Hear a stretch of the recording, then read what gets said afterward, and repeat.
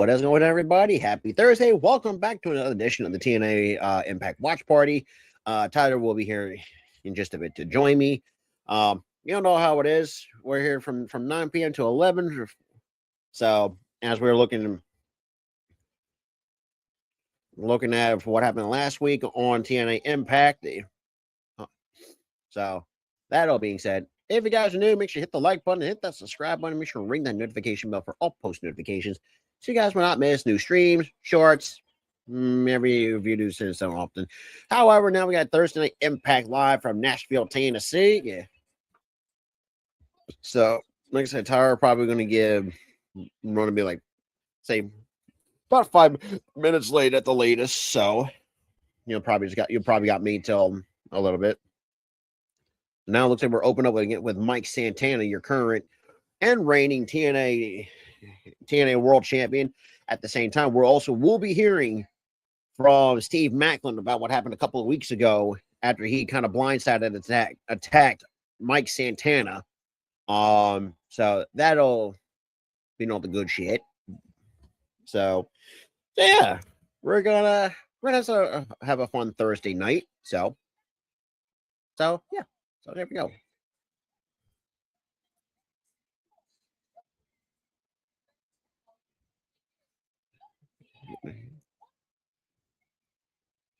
Mike Santana.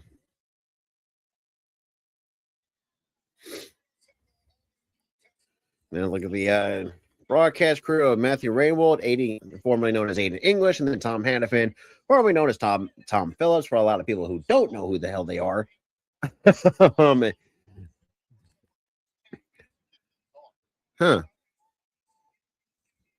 So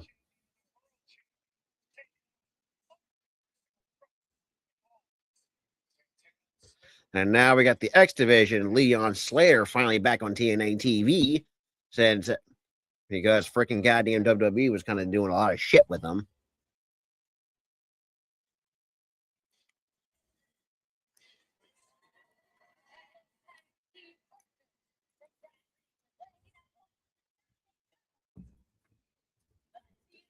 Excellent. Oh my god, my knee is killing me.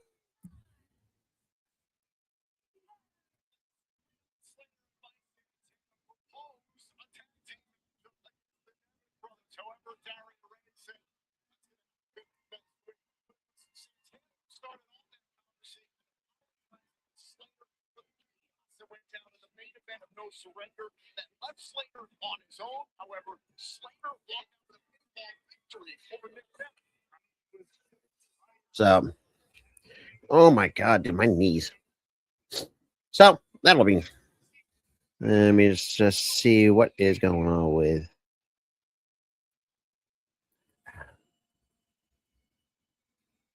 And then now we got the Nevins.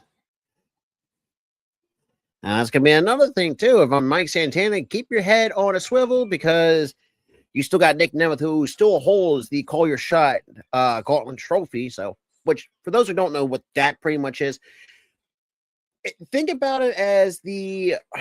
How do I say this? Oh, okay. I think I just had a thought now. So, think about it as TNA's version of the Money in the Bank kind of cashing stuff. I believe I think it's up to a year when it comes to the Call Your Shot Gauntlet, I think trophy winner, how long you can hold it. It can be anytime, any place. It's pretty much the same stipulation as WWE's Money in the Bank briefcase, if that makes sense. So that all being said, we are officially, but yeah, that's kind of pretty much the gist of it. For those who are not familiar with the Call Your Shot stuff, and now we got Frankie Kazarian, who was another one that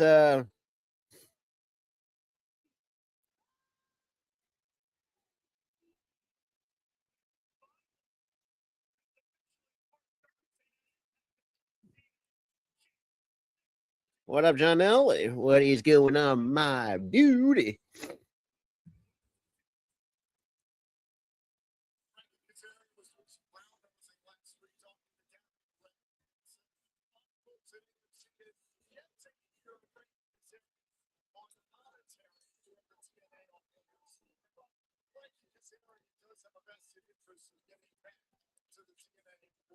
And then Frankie Kazarian going to be on commentary, so it's going to be interesting to what he has to say when it comes. And I don't ever meant to say this or not. Like when he first won the TNA World Championship. Now, granted, it was nice, well overdue for a guy that spent his entire. If you really do think about it, like put his entire heart and soul within TNA. Now, granted, yes, I know it came at the expense of a short ass title reign for Mike Santana. That's the one thing like I said, once Tyra gets in here, like Tyra we can attest to this too. It's like we just didn't like how like you could have still done it. Have Kaz actually win the world championship. So I would say what? But yeah, that's kind of where my not just my gripe, but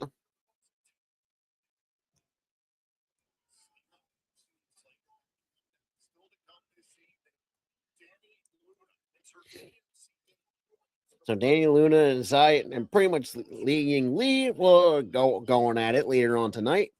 Then we got God help AG Francis taking on the Southern Psychopath.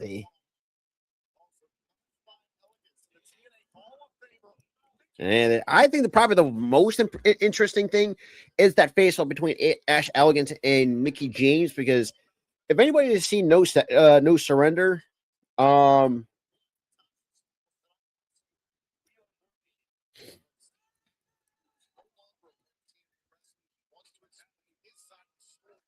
so it is going to be interesting of what, and also what is Steve Macklin really going to say after a couple of weeks, because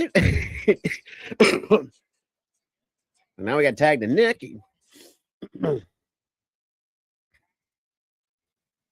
This is another guy I think has been thriving pretty well in TNA. Try to go for the neck breaker. Nope. Leon counters, ducks the clothesline. Okay, nope. Misses with the enziguri and nice little spinning heel. Now the reverse and common Gary. What a prestige. And nice counter springboard into a back elbow. And up and over goes Nick Ryan Nemeth to the floor, who also, as me and Tyler will say, has a punchable face. Oh, damn. And yeah, Mike Santana just dropped Ryan Nemeth. And here comes Slater on the move. And up and over. Nice crossbody taking on both the Nemeth brothers. As we officially open up TNA on AMC for Thursday, February 26, 2026. Jesus Christ, almost went a whole fucking year ahead.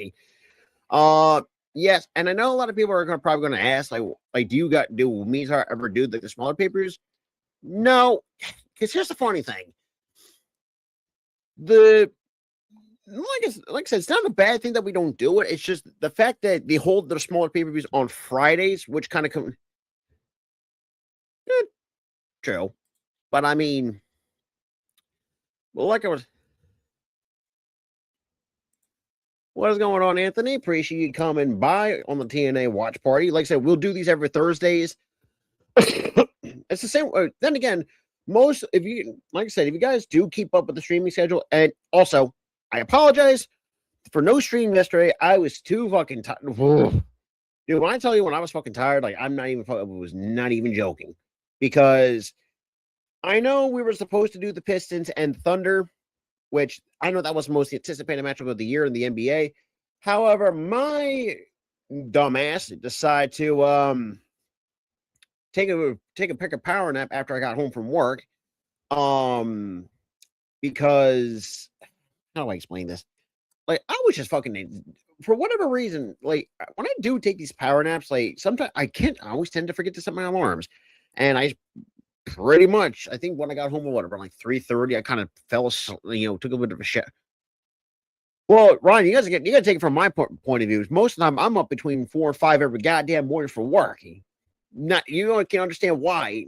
There's some days where I just want to fucking sleep, and not because I don't feel like and that was kind of one thing, and Tyler will attest this to that kind of bit us in the ass. When we hit that low point, because well, us being inconsistent and me knowing how sometimes my job kind of burns my ass out. So yeah, no, I'm just gonna leave it at there. But I mean, look, I love my job. I just tolerate it. Making pretty good money. Like I said, that's pretty much all said and done. But at the same time, doing this on a weekly basis, try to be as more consistent as possible. At the same time, so yeah, that's kind of where. Not about the affiliate program, but yeah. So for those who are kind of new around here, hello, my name's Rob. Well, once Tyler gets here, anybody who's been here since day one, since who know me and Tyler are, as part of the Sports and Wrestling Connection crew, I guess you could say, or the duo, as probably the better way to put it, because that's the funny thing. It's been fun. Like I said, it's been well over 5 years since we've been making content. Well, I know Tyler kind of joined in about the first 6 months. When I first made because I would say that, like I said, one of my first 6 months, that's kind of when I brought Tyler on. Now, the one thing too, it's like all the crap too. But let's shout out to Anthony. We appreciate you coming by. Like I said, we're here every Thursdays. We're here every month. Okay. For anybody that's kind of been around here, what's going on, Daniel? But yeah, Anthony, like I said, definitely keep the turn on the post notifications, because you will not want to miss other stuff because me and Tyler are going to be weekly on Mondays, Tuesdays, mostly me and Tyler, because apparently the CW can't get the fucking ghoulie, for whatever goddamn reason. We'll be here Wednesdays, depending if we're not going to be doing AEW that week. Because obviously with the spring coming along, there's going to be a lot of NBA, not NBA, wrong sport, MLB content. My apologies on that, because my brain's and then once the WNBA gets their shit figured out with their damn CBA, you're going to see that throughout the summer as well. So, like I said, there's a lot of stuff we have coming up for the spring. I don't know about the UFL at the moment, because the way how the times of the games are, I won't be home in time, and it's just weird. Anyways, we are back from commercial break, as with Mike Santana. Nice count, try to roll through into a cutter, very nice.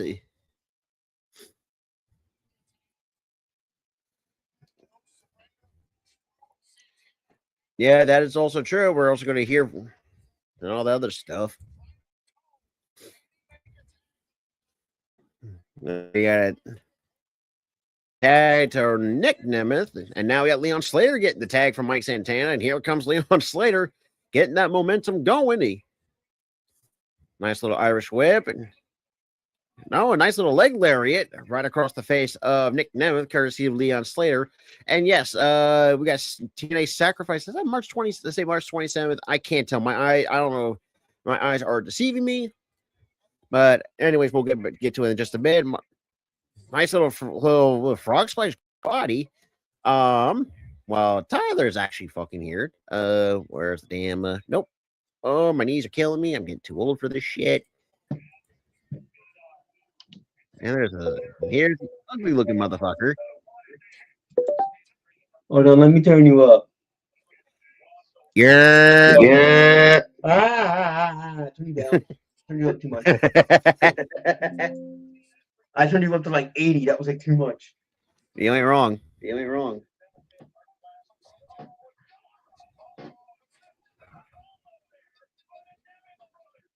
Cover 1, 2, and new. It's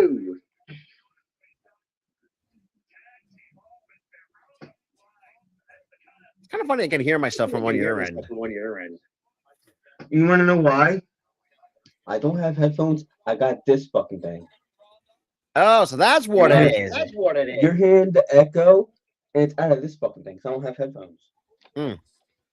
Oh, damn. Nice insecurity from Mike Santana. Chocolates. They're the ones that came out of that big. Get the ketchup bottle. Fuck! Hey, look, didn't miss my chance this time. Don't you dare! Don't you dare! I was pointing at your ass. I kept telling you, "Don't you dare, you motherfucker!" Hey, look, the opportunity presented itself. Yeah, you know. No, catch the leg. Talking shit. But I got free chocolates. Nick with the finger, sir. Oh, damn. Also, does it bug you? Wait, what's that? Does the echo bug you or something, or is it? It doesn't bug me. It's just weird. Well, let me see if I can put it. I'm gonna put it like right here. No, I'm gonna put it. I don't know if I can put it like. Here's. I'm gonna put your voice down near. Damn, Butterfingers. No, I'm not talking. It's not my fingers. It slid off. Damn, dude. No, it's not. I wasn't Butterfingers. It slid off the thing because the fucking tablet pushed up against the controller and pushed off the controller. And I think that's pretty much what's going to happen, right? Ryan, you also got to realize that we've been doing this for 15 years, so we've always been taking shots at each other. I love this podcast, no matter how many people in it, even when you do fun shots at each other. You know that. You know those fun shots when they keep coming, man. That's how we've been. Hey, look, this is a brotherhood. A shout out to Anthony, who was already shots at each other. Hey, I'm Anthony Alexander from Orlando, Florida. Oh, the host of TNA. Okay, nice. Like I said, and yes, I know Orlando, Florida. Shout out Orlando. And also, did the echo go away? Because I have it like right, in the little cubby hole on my desk. All right, you're fine. Okay, good.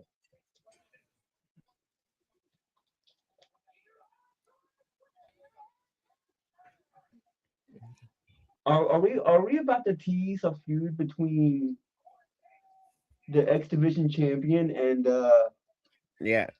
Mike Santana? And also, too, anybody was expecting the Pistons and the Thunder game last night. I apologize. My dumbass was fucking tired. Here's the funny thing. I took a fucking good, here's the funny thing. As adults, we don't even realize freaking how good power naps are. And, dude, I took a nap one time, and I shit you not. When I woke up, it was like 8 o'clock. No, I went to sleep. I think it was like right after now. It was going to take me a power nap. It was around 6:30. I woke up, I shit you not, 2 a.m. I'm like, what the? Lord have mercy, Gia Miller. Sorry. My God. Gia was on my screen. Then again, it ain't a wrestling show without it.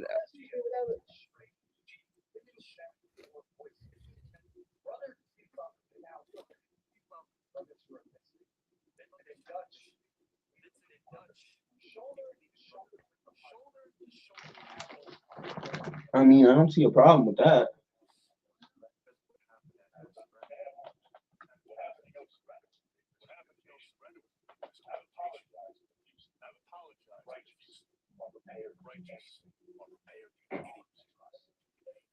I mean, if y'all didn't give off cult leader vibes, it wouldn't be an issue. Let's be honest. True. Y'all be acting like cult leaders. She's not the only person that you want to make the trifecta is probably Killer Cross.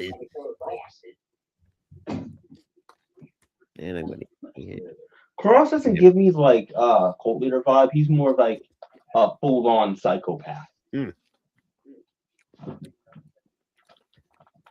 Yes, I'm counting down. I'm having leftover lunch for dinner. What you have for lunch? I had some leftover chili combined with the leftover was a cheese, chicken and rice with cheese, shredded cheese on top. Wait a damn minute!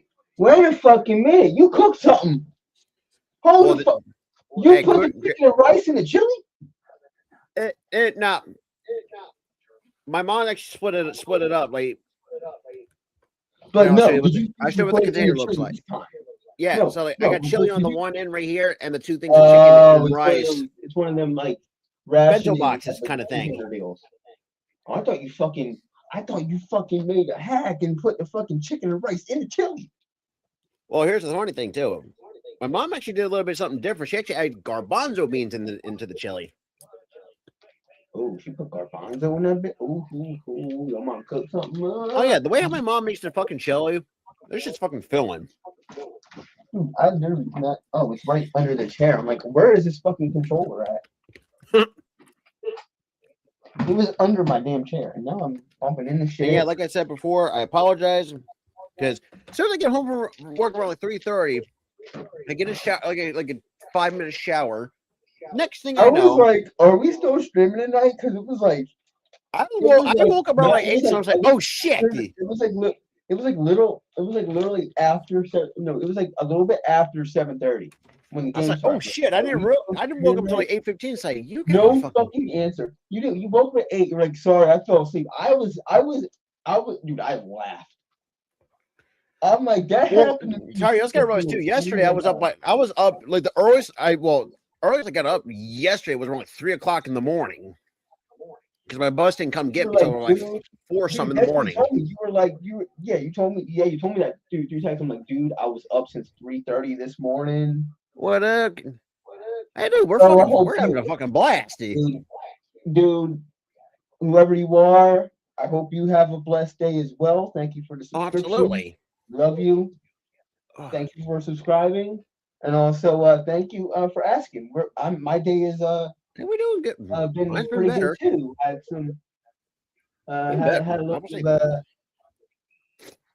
I was just relaxing for a while. Was a little bit late to the stream because I was too relaxed because that damn couch in there is so goddamn comfortable. I didn't want to get up. We were fucking wrong. I mean, shoot.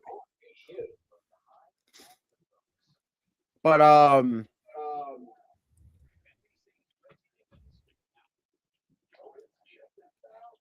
yeah, but thank you for the subscription, by the way, and I hope you had a good day too. What'd you do, Prestige? Guys, I did something I'm really proud of for all of my people back at high school. What did you do? Did you do a reunion thing or something? Shit, now I think. Bro, I wish I could go to that reunion with you, man. Dude, if I had a fucking car right now, like I would have gotten. You would have picked my ass up. Oh, definitely. I definitely wasn't what like. I would have came, dude. I would have been so drunk if it was like 5 hours because the trip is 5. I'd be walking in my house at like 2 in the morning, drunk as fuck. Well, true. Shit, not gonna be the fucking desert. Yeah, that is true. You would have had to have been the dude. I would have been the designated driver. Dude, the majority of the people that I talk to or I used to talk to. But then again, I ain't that stupid. Got me drunk. Now, let's say if I did have a car come get you, I would glad. Like I said, I probably wanted. Because here's the thing, I want to be drinking a lot of it. Because here's the thing, I ain't stupid. I'm stupid when it comes to alcohol. I'm stupid. Dude, who isn't stupid with alcohol?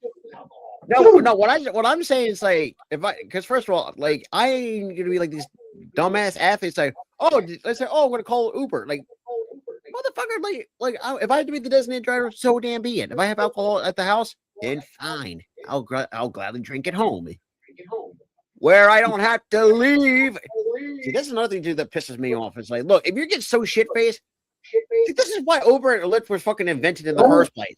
Yeah, I don't understand when people do that. A lot of people get killed from that. Like, if you're drinking, don't fucking drive a car at all. You ain't freaking wrong. Uber, take a damn Uber, and get a ride home. Get your ride with somebody who wasn't drunk. Find you a designated driver.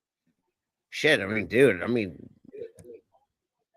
I'll say it's probably the most interesting segment, and we're probably going to see. You know what I find absolutely fucking interesting about me when I'm drunk? I know when it's time to fucking stop drinking. Like, I cut off myself sometimes. Or when my family says, yeah, you had a little bit too much, you got to stop drinking, we're putting you in the house, we're putting you to bed. I'm like, all right, cool. I don't fight it.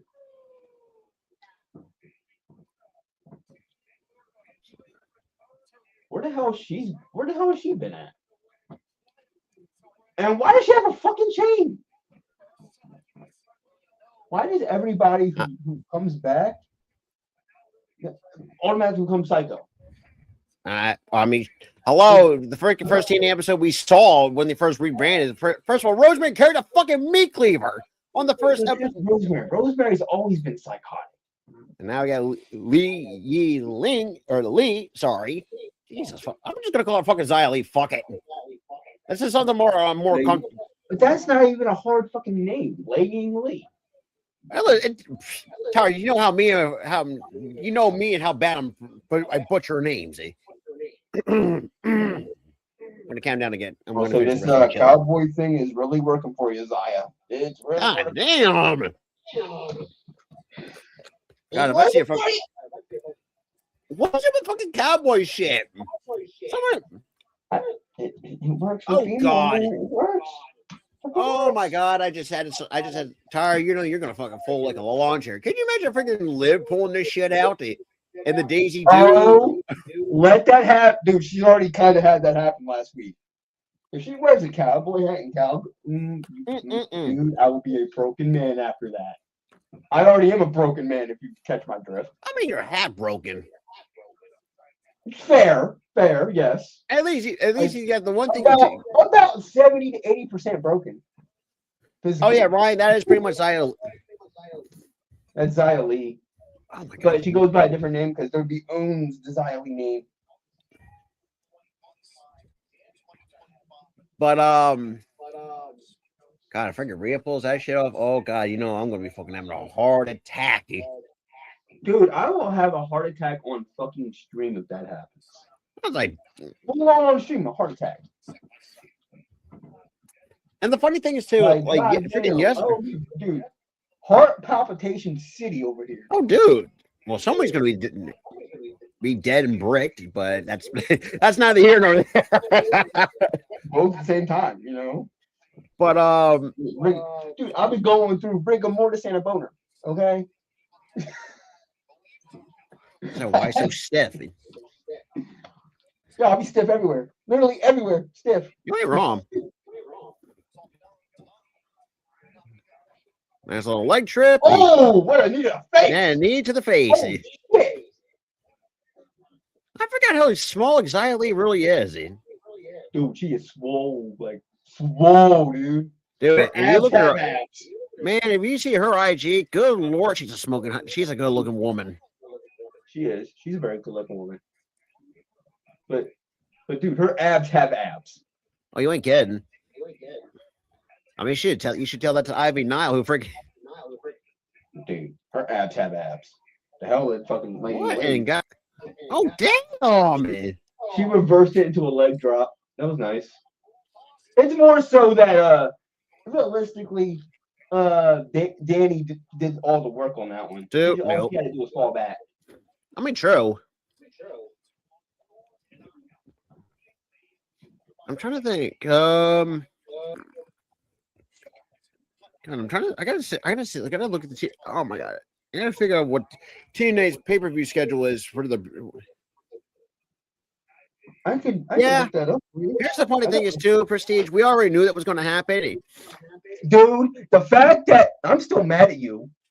Hey, look, I took the basketball game over that. God. Yeah, and the fucking Knicks missing 3 after fucking 3. Oh God. Threes for like that entire third quarter and the fourth quarter, and then we read the comments, I've never. Oh, Zaria turned on. No, Ryan's the one that broke the news. He said, "Oh, okay, April 11th. Yes, and also too for the next big pay-per-view we're going to be doing. I think it is Rebel. Yeah, is that?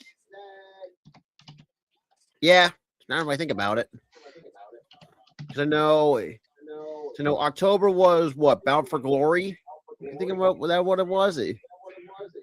October was I think Bound for Glory. I think it might have been Bound for Glory. Because what Slammiversary? I got it up right here. November. Hold on, Rob. Hold on. I got it up right here. So the next pay-per-view that's up. Okay, not Genesis. I don't want Genesis. It's already happened.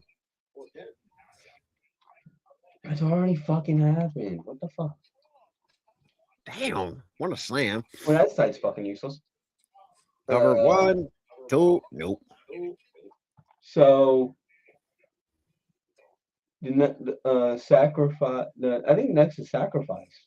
That's one of the smaller pay-per-views, in which we never really do because obviously it's on No, fucking Friday. yeah, wait. Sacrifice ain't the next one, ain't it? Yeah, it's March 27th. Yeah, it's up. Yeah, it's next. That's before Jesus. So Yeah, that's kind of that's almost the before my smaller birthday. one. Rebellion is April 11th. Yeah, so that's probably going to be the next one we're going to do because. And here's the thing too. So Rebellion is up next on April 11th, and I don't want the fucking UFC card. They only released like two fucking. Roll up, dude. No. They've only released the date for the small one and the bigger one. Here's the thing, because we never really cared for the small. I mean, I still watch the small ones on occasion.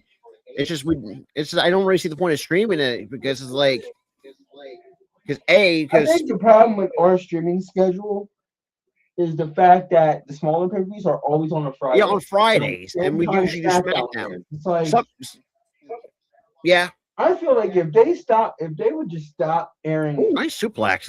If they would just stop airing the smaller pay-per-views, like the same night as a SmackDown, knowing that they have a fucking partnership with WWE. You do if you do the smaller reviews on a Saturday, like that's fine. Like Sacrifice is on a goddamn Friday. Yeah, that's before my birthday. God damn. Oh, that sucks. And I'm gonna be the day before your birthday. The day before. Yeah. Age 29. God fucking damn it. Already knocking on the door. And then a month later, I'll be age 28. Help me. All right, cool. So Rebellion's on the Saturday on April 11th. Cool. Let's just hopefully. Yeah, because Rebellion's the bigger pay-per-view. Yeah, it's part of their big four.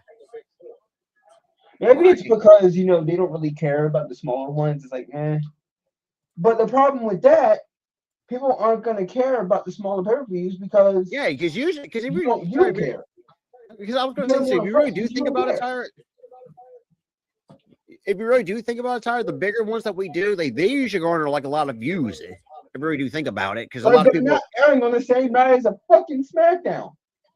Because it's like,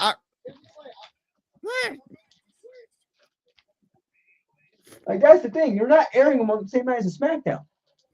That's the problem. See, now I would have been okay with them if we did it on Sundays. That would have been different. Oh man, Ryan, do not get me started about those Reese's eggs. Oh, the Reese's. I agree with that.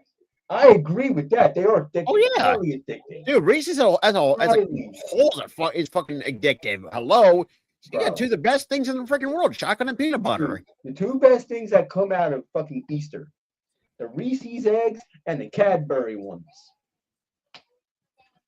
You know what's kind of funny? Hey, here's the funny thing too. The last nursing home I worked at, it was named Cadbury because they were owned. It's the same people who own the actual Cadbury brand. So yeah, the Cadbury chocolate brand. But they only release like majority of their shit in the UK. I mean, we still get them. They normally.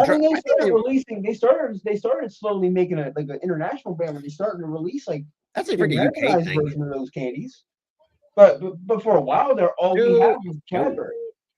That's just a weak ass. All we really had up here was Cadbury. Like the chocolate bars themselves were only a UK exclusive.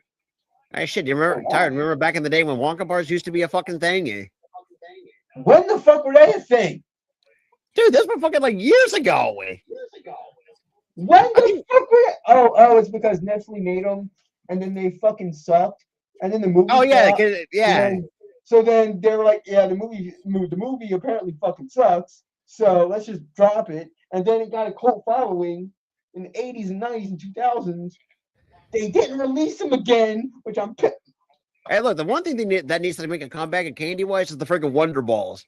Those were the fucking shit, dude, back in the day. Dude. To me, that is. Do you know what fucking candy that? Well, it's not. Oh, damn! Need first, right in the middle turnbuckle. Do you know what snack that I miss? It's not really a candy. The fucking lay it on for the people. The yogurt balls. The Yogo. Oh, I know exactly what you're talking about. Those things. Oh, shit, dude, those were. They were shit, bro. They were the shit, man. They were awesome. Oh wait, and also the Easter this year, I am definitely getting myself candy corn and Peeps. Burn the first one with fire. The second one, have Oh, them out until they're stale because they're the best. I will say this. I mean, yeah, it really does. It really does. The freaking Peeps, stale Peeps have a different flavor when you really do. It's like you don't. Here's the thing. Usually, you would think that stale shit would make it worse, but But I stale think with Peeps, Peeps are the shit. because here's the thing. Because I really do think about it. Because, and I've also noticed too. I tried this once before. It's like it tones down the sweetness. Because really, if you really bite into like a Peeps way before I get stale, that shit's fucking sweet as a motherfucker. It's sweet as fuck, but it makes it doesn't make it towards like less. It makes it tolerable to where they're less sweet. But in a way, it makes like the outer coating a little bit crunchier. It does. But also, like I said, that's awesome. Man, no. Shit, I think we all do, but the problem is, even the talents themselves talk about it. I was like, yeah, that shit was fucking. Oh god, that shit was fucking stiff. Because me and Tara were at that age. Prestige. Hold on, Prestige. With the 6-sided ring thing, I miss it too for the uniqueness of what it brought to TNA, because we haven't seen that in the States before. Like we seen it in CMLL and AAA before, but the reason why they took it, I can't talk about from coughing. The reason why they took it away was because wrestlers were getting hurt all the time because it was a harder surface because they didn't have a lot of surface area to even out the wooding. Oh, the Ultimate X match was. Ultimate X was great. Dude, it had a lot of ruling. It's just. I also, what was the one with the fucking platform X? With the platforms, the platform decks where you can stand on it. I don't remember that. Ultimate X is the one with the cable. I mean, or is that just? I've seen some Ultimate matches that did have the platforms, but that's very rare they ever use the platforms. Oh, let me look this fucking shit up. I'm forgetting. Yeah, I don't remember, unless my memory is a memory of a goldfish, but I don't. Hold on. Well, I think it's too Prestige if you do think about it. They've done it before. I think they've done it like literally episode 1 of TNA Impact. And the thing is, too, they also did it too on Hard to Kill. They did it hard. Oh no, it wasn't. No, it wasn't. No, yeah, TNA Impact. It was Hard to Kill. Oh my god! What the hell is this, dude? Alicia Edwards wants to be a wrestler again. Oh my god! Do it. Sign the contract, boss. Oh no, is she leaving? Well, your husband's a piece of shit, so yeah. Oh, storyline piece of shit. It's probably. True, Ryan. The Asylum match. Oh, give me the fucking. Oh god, the Asylum. Oh, god, what was this? You mean the one with fucking with Abyss? Yeah. Do you think? Or shit, that's the freaking Monster's Ball. Like that? The problem with WWE ever doing something like that is the fact that they don't want that. They don't want to do anything that would hurt the brand. Which I think if you don't want to risk injury, don't do the Ultimate X or anything. And also, I think that would more so piss off the TNA and a part of their partnership. Like, why are you copying us? Well, and plus too, TNA is already kind of pissed off at the Reef for having WWE wrestlers come in and take their titles while TNA doesn't get shit. Yeah. But that's why they don't want WWE to do shit like that. But the Asylum match with the best, hell yeah. Oh, she's staying and she's gonna be a wrestler full time again. Yay! I don't remember her even wrestling. Beat up your husband. First order. Oh god, beat up your husband. Well, later on tonight we got the system taking. All right. Now I'm intrigued of what spell for shit. Okay. You see? Okay, Ultimate X is the one with the cable. I was right. All right, I'm gonna call it too. Well, coming up next, we have AJ Francis and Southern Psychopath Vance Warner. But prior once we, because right now, is it crazy to say I can see whatever this face to face with Ash by Elegance and Mickey James? For whatever reason, I just have this weird feeling that Mickey James is going to have one more run in her and kick she wants to beat Ash. X is the one with the fucking platform. Is the one without the platform. It's the cable. But what's the one with the fucking platform? Because I know one of them had fucking AJ and Brino going at it. I do not remember that. Hold on, let me look up AJ versus Rhino. Because nothing really comes to mind when it comes to the it's called Elevation X. Elevate. It's called Elevation X. And I think they won't. I don't think. Also, I don't really think WWE would ever do an Ultimate X match or an Elevation X match not because it's unsafe, not just because it's unsafe in a way. It's more so it's basically TNA's version. The reason why they did the Ultimate X and Elevation X at that point in time, TNA and WWE were kind of rivals. So the reason why they did that was because they caught wind that WWE was doing Money in the Bank. That is true. So Money in the Bank is basically WWE's version of Elevation or of Ultimate X. But in a way, it's just a ladder match with a briefcase. I was going to say this too. I don't know. This may sound like a stretch, but I kind of feel like WWE kind of ripped off what TNA's the Ultimate. Because originally, because Ultimate X is like their version of as TNA's version of the Money in the Bank and kind of shit. No. Ultimate X came after Money in the Bank. So really, TNA ripped off. They were trying to rip off WWE or trying to compete with WWE. Who can make the best number one contenders match? Or specialized number one contenders match? I mean, both companies had some really good ideas for the number one contendership. Both companies had banger ideas. I think both ideas were great. God, I still figured because remember here's another wrestler I think a lot of people do not really remember a lot. They remember Suicide back in the day. Suicide. So he was Do you know what's funny about Suicide, Rob? I think there was like a couple of versions of them. Yeah, one was TJ Perkins. No, not just that, not that though. You know what's funny about Suicide? Shoot. He was a video game character first. He was in a TNA game before he ever became a TV character. Yeah, that's kind of crazy. Even though I will say the game itself, I know it has. Here's the thing with the game. The game itself is fine. The game itself is honestly the game itself. I remember when it first came out, it didn't sell too hot.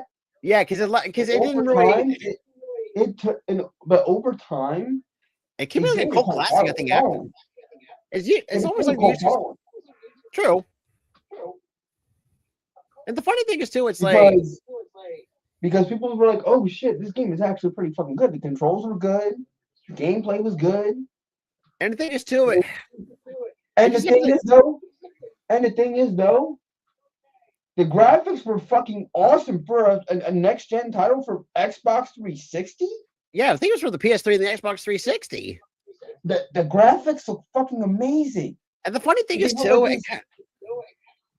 like the way the graphics were, it's like, man, that kind of reminds me of what No Mercy used to be back in the day, in a sense. If you look at the gameplay style, that's No Mercy. And also the fact that the entrances don't last but like 2 minutes and then they're done. Yeah, that's definitely No Mercy for sure.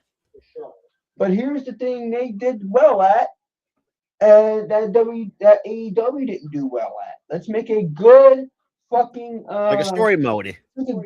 Good story mode, and they put all the wrestlers in the game. They're not paid DLC. That is true. And I understand 2K does it too. I'm not saying 2K ain't doing the same shit, and I'm pissed off at them too. That's not trying to polish a turd while you're at it. But really, the reason why y'all were like dishing out content as DLC AEW is because you were trying to polish an absolute fucking turd of a game. Oh, 100%. The gameplay was good. The story mode was. I The beat story that shit mode in an hour. was The story pristine. mode, I beat it in an hour, but every story was so fucking stupid. True. Had no rhyme or reason. I got turned on by a tag partner, no follow up. Yeah, that was for What? But here's the crazy thing. That was the charm of what the TNA video game had. It didn't have to make sense. I mean, look, Dude, I mean, at least the plus thing in the story mode, at least you can travel all around the world. I mean, story that's mode was like a fucking movie. You get beat up by fucking LAX so bad that the U.S. medical system couldn't help you. They had to send your ass to Mexico. Oh yeah, I remember Mexico. They had to rebuild your whole fucking face. But still, you had to rebuild your whole face, which is basically you creating your own fucking character. Which and then is true. You back up to TNA. Yeah, I hope you don't die in here, AJ. And also, I didn't take you to be a hockey fan, Steph. Neither did I. Are they about to full on make out for this fucking match? I don't think they'll have time for that. Nope. But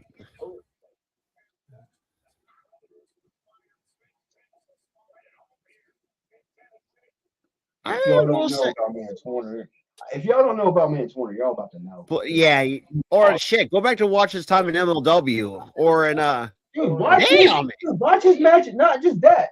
If you want to see a full psychopathic Mance Warner, go to watch his fucking GCW run. Oh yeah. That man was a full-on psychopath. Up and over goes AJ French to the floor. Or watch his one match with John Moxley in AEW. This man could go. Oh, true. It just makes you just keep a staple gun out of his hands because he knows. If anybody knows how to use a staple for that matter.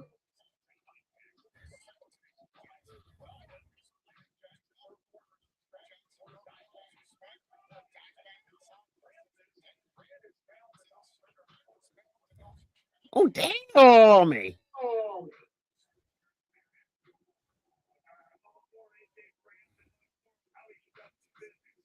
I mean, it's gonna take me a while to get used to the mullet look from Mance Warner because I always didn't see him as like the most bad with that mullet though.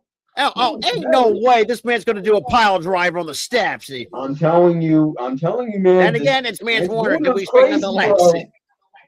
Mance Warner's crazy. You bring out the crazy right on the floor. Crazy on your ass. Even though I will say the fact that you basically told Mance that he would get some from his wife to his face. I mean, so Mance Warner's extra pissed off. True, but at the same time, I mean, do you really? Even though he is lucky to have a smoking hot woman, that is fucking Steph Delander. I'm not gonna fucking hold it. She's a good looking woman. She's a good looking woman. Well, we just got Jade. We got what's that? Jade. Say Jade is. God, yeah, Jade Stone and Tasha.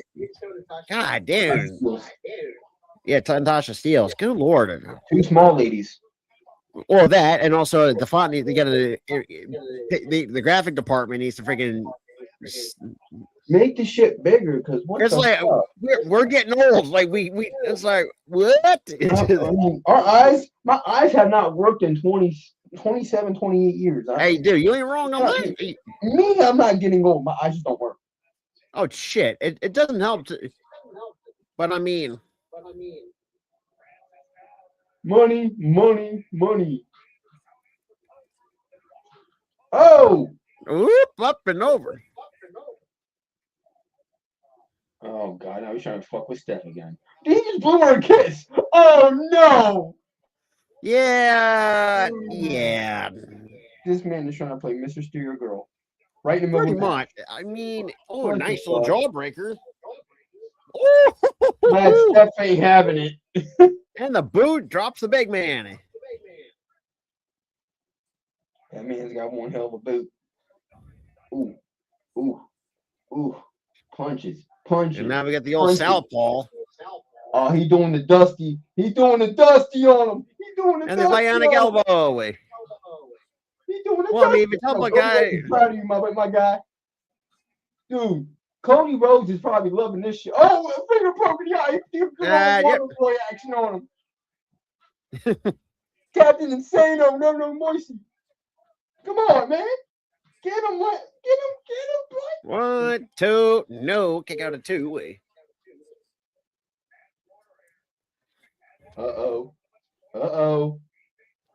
Oh, dang. A football player. Covered by Francis. 1, 2, no way. And yes, AJ Francis was in the NFL. You're messing with a pro football player. You don't think he's going to try to tackle you? Steph, you better grab that chair. Steph, you better go. You said no, that's your man in there. That is your guy in there. Grab the chair. There you go. There you go. Grab the chair. Uh-oh. She gave it the man. You're fucked now, AJ. You're fucked now, AJ. Good. You don't give a fuck. Manslaughter don't give a fuck. Oh, yeah. This dude don't give a fuck. You want a guy that'll inflict pain regardless if it's a DQ or not. Manslaughter does not give a fucky. He's the Southern psychopath. Oh, damn. He lives with the monitor. Damn. So the only thing he needs now is a staple gun, and we don't know how crazy. Oh, that's going to be another thing. Watch his match with Pentagon Jr. Pentagon Jr. What? I was going to say this too. Yeah, if you guys want to also see a lot more what Manslaughter can do, watch his match with Pentagon Jr. in the old crappy Impact days. Oh, you gave him a damn. Yeah, that was the staple gun. Yeah, thumbtack. God, even fucking ladders getting used. Yeah, every weapon under the sun was using that match. Oh, dude, every fucking weapon. That was just fucking just a blood. I think that was what a month. That wasn't.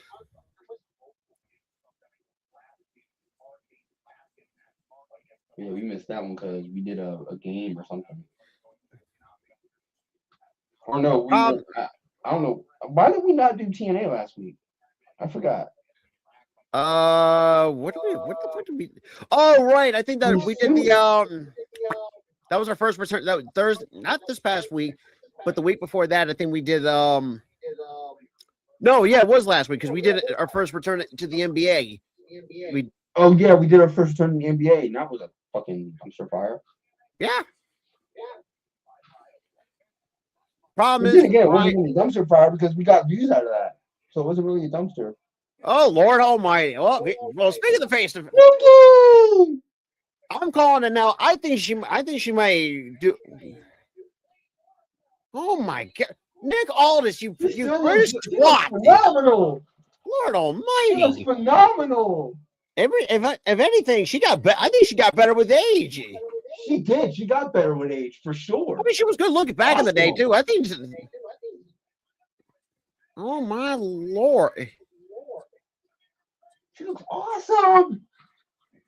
Ain't no way. The fact that Nick Aldis put a ring on. Did not fumble. I'm gonna tell you. That's what I say, because he'd be fumbling. Because first of all, that is your wife, for Christ's sake. I will in my TV on Friday and whoop your ass. I can't even do that, but still. You ain't wrong.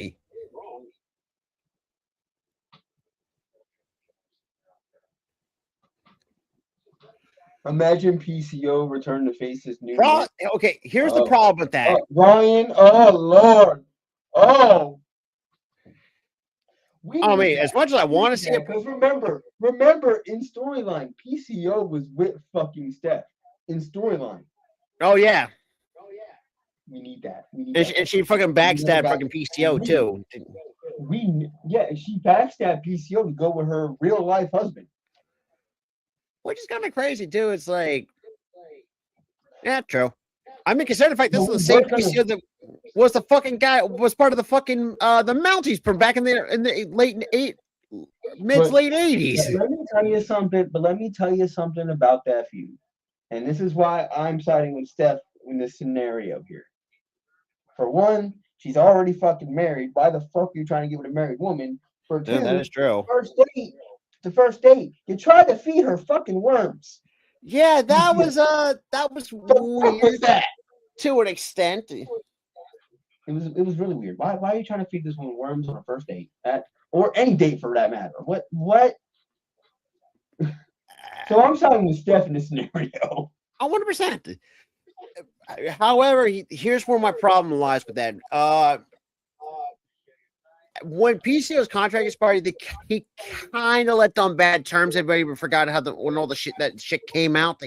That he kind of burned the bridge. Yeah, when he had the X Division title, or it was the X Division. I don't know if it was the X Division or the international title. It was his old. I think it was the. This is way before the international title was created. So this was the OG from back in. What was before? This is like. So it was basically he was the international champion, but it was called the digital media still.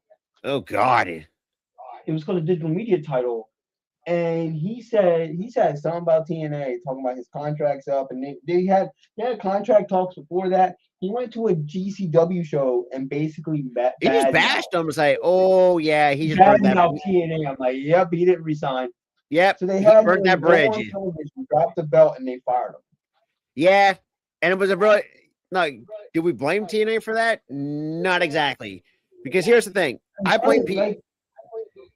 I don't blame I blame the company because I don't blame the company. I blame PCO because, dude, you're literally one of their champions. Exactly, and you were being used prominently. You were in a fucking feud with Mance Warner. Exactly, and that's the one thing we still never got the payoff for that, which is bullshit. Yeah, we never got the payoff.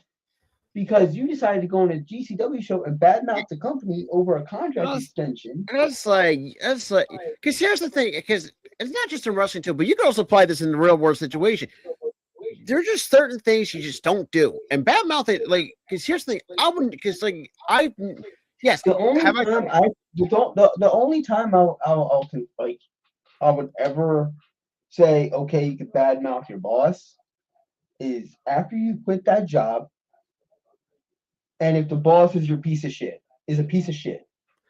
But your boss gave you a prominent position on television. That is true. That is 100% true. They gave you a prominent position. And what do? You squander it. Yeah, you pretty much like, if the term burn the bridge, like, dude just fucking nuked that bridge. He took a fucking rocket launcher and fucking exploded that bitch up. Yeah. When I rocket launcher to the bridge. Because I remember too, we talked about this on one time on the It's Running podcast. Like, we both, it's like, ain't you and I got like fucking. That's like that kind of that we got. Because here's the thing, shit like that rubs me the wrong way. Because listen, PCO was for a guy of his age was still fucking doing shit that I never thought possible. A guy that was in his mid-50s still doing. It was pulling moonsaults at 55. Or what the hell are we doing here?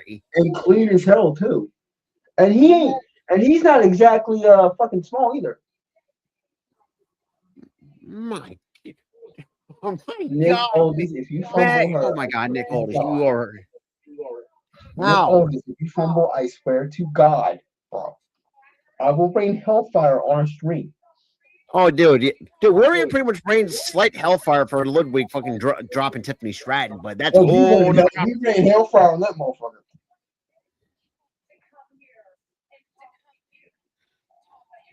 Yeah, Mickey James does kind of get, even when she first debuted, like, you can definitely tell she's a Southern woman.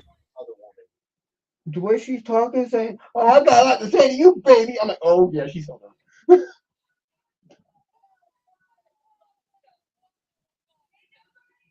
Damn. When she's angry, the Southern accent just comes out. Oh, the Southern woman comes out.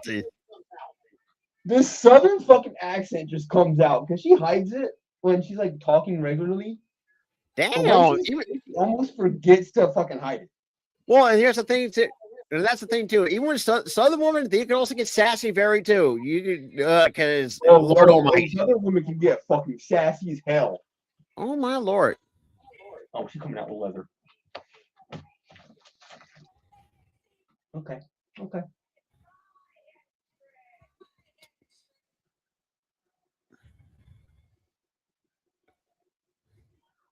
What? I'm smelling that.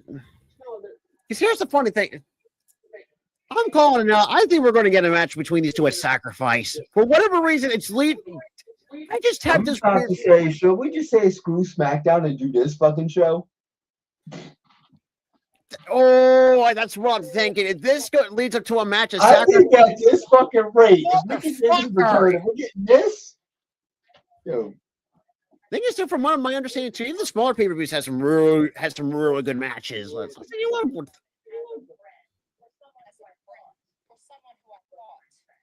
Oh, it's a friend. This is a best friend but a rivals thing. Oh shit.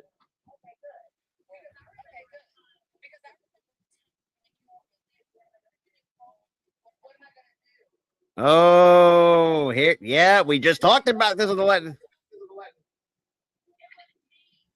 Yeah, we kind of did talk about this on the Inspironi podcast, and she did come out and she came out and personally vouched for personally vouched for to go to TNA to help her out.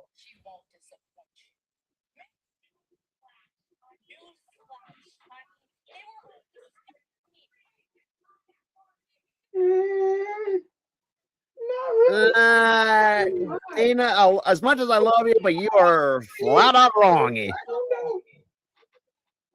Mick didn't help you out with that one, I don't think you would have been still signed. I think you would have been floundering on the Indies.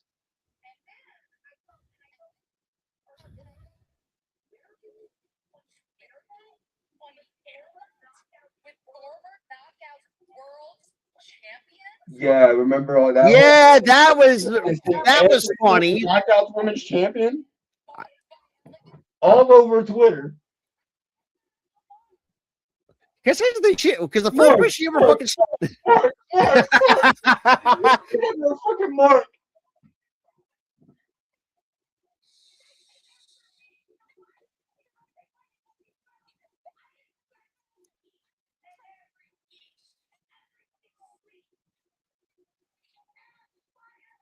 Yeah, Mickey James is smelling your bullshit there, Dana.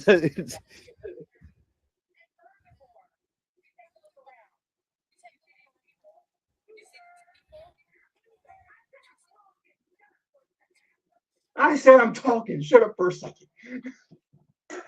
Yeah, that's another thing too. You don't piss off Southern women. Because here's the funny thing. I'm going to make this very clear, and me and Tar can attest to this too. You don't piss off Southern women because that's the last thing you want to fuck. Because here's the thing. That's the last thing you. That's like freaking try to piss off Satan himself, for lack of a better term. Basically. Do you know why the South gets hot? Because it's basically hell.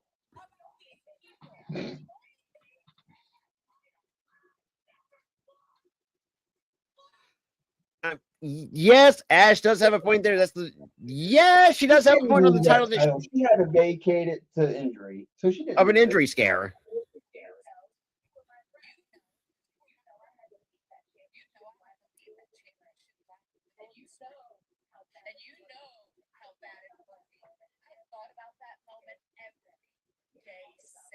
Yeah, that is. I forgot about that too. Mickey did do that.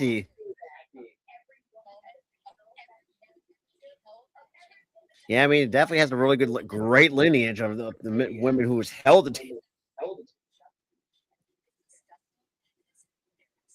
Oh, good.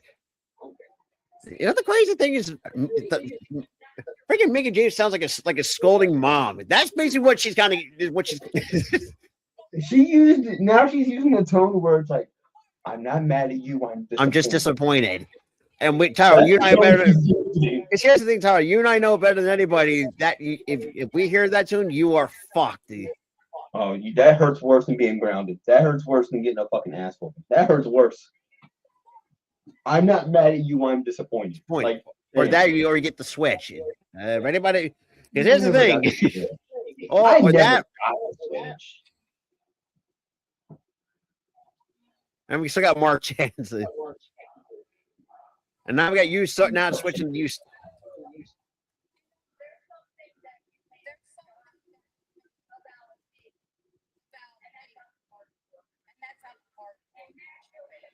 Oh, that is true.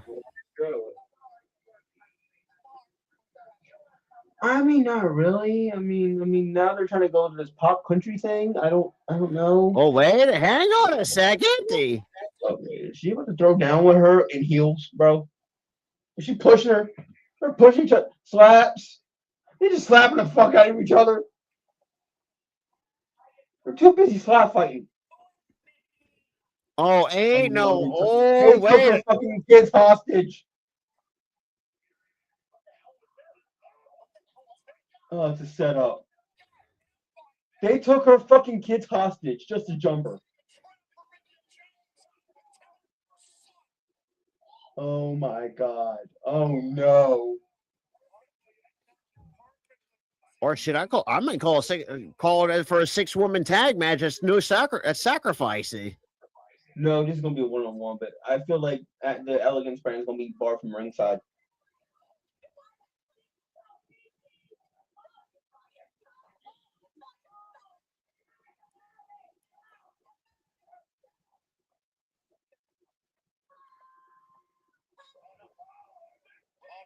Oh, damn me. She hit the Mick DT on her.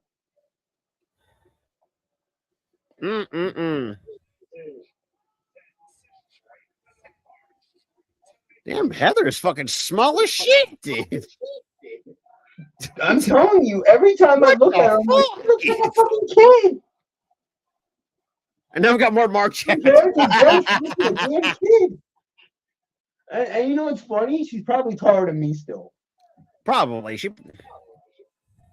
Let me look this fucking up. Hold the fuck on. Hold the fuck on. Okay. I'm trying to look up this fucking name and keep pressing the wrong fucking button. I mean, shit. I think it's too, Ryan. No, love. No, she is not taller than me. She is the same fucking height as me. At least you got something. I'm as tall as her. And she looked like a small child compared to.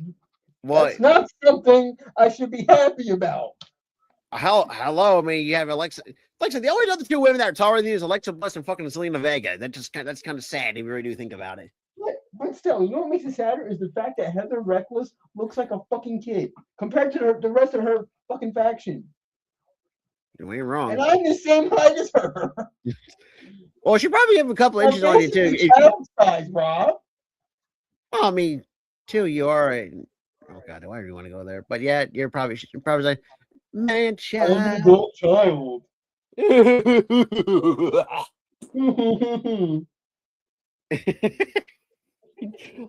We are so fucking stupid. We are stupid. But then again, that's just who we are in the national charming shite. But congratulations, Billy. You win most handicapped. I still die at that fucking thing. Hey, look, we're gonna start the bus going. Hey, did you think about it? Already been started ever since you busted out that fucking clip. Bust got started every fucking time. Which I mean, really, I know it's an animated show, but it is so kind of fucking dumb. Trust me, Ryan. I'm trying to adapt to it again because back in the day, you can call me for saying back in the day, by the way, because you're younger than me. I know you're younger than me. Is the fact that back when WWE was still on cable, back when I was a kid, it was always on at 9 o'clock, 9 to 11.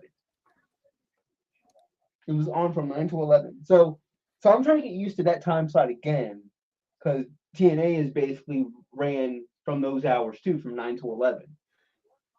I think at one point too, I didn't know they went back to 8 to 10. I think at one point in time too. What, WWE? No, TNA. No, they didn't. No, they didn't. Before this time slot, I'm talking about this time slot now, Rob. Oh, okay. Yeah, back in the day, they were always 8 to 10. Yeah. Always. They were never on it. They never started at 9 o'clock until this year. Because the thing is too, I'll pick you back off of that too. It's like because here's the thing, we're so accustomed to wrestling shows start at 8 o'clock on the dot and be done by like 10:30 at the late. Now SmackDown, yes, it gets done to like 11.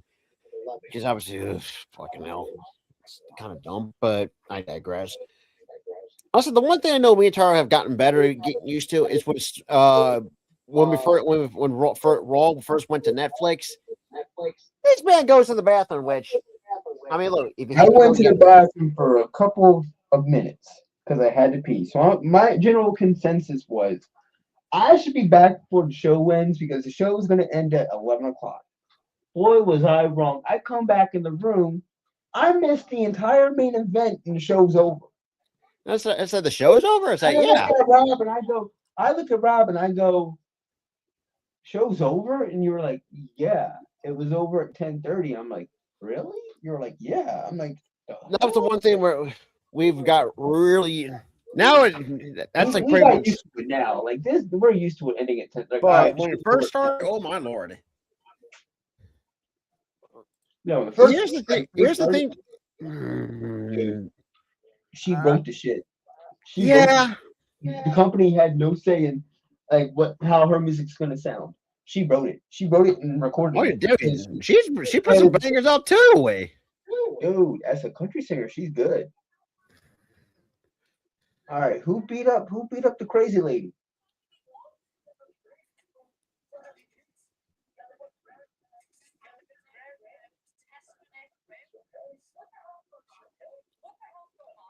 Oh my God! Damn, Daria, dude. She's gay, bro. I know. Don't think about it. She's gay. At least we can flex a lot of people. At least we got some.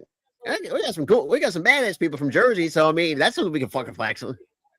We can flex that. She's from Jersey. She's from South Jersey, which we can really flex that. I mean, see, you can say what they were freaking. He's from a town outside of fucking Camden. That's fucking awesome. Well, and also lives from freaking Morristown, so that's about like 25, 30 minutes from Gloucester. Yeah. Maybe 35 depending on traffic. That's don't get us started. Just say the way that traffic is in Jersey, just say 35. Not true. Just say 35. I know our traffic's fucking sometimes suck. Traffic is so bad in Jersey. I mean, I don't know how it is up here. I don't get out of the house much, but down in Jersey, fucking traffic was, oh my God. True. I still cannot believe WWE did not want this gimmick. Yeah, I did not want to capitalize on this shit, but this would have got so over. I swear to God. And apparently, and also at this day and age, and mocking our fucking actual government, that this would have been a good gimmick. Oh, dude. This would have been a good gimmick. Shit, I'd rather freaking look. If Mustafa Ali decided not to freaking pursue pro wrestling, dude, he's got my vote automatically. Vote. I'm a spam vote that motherfucker in there.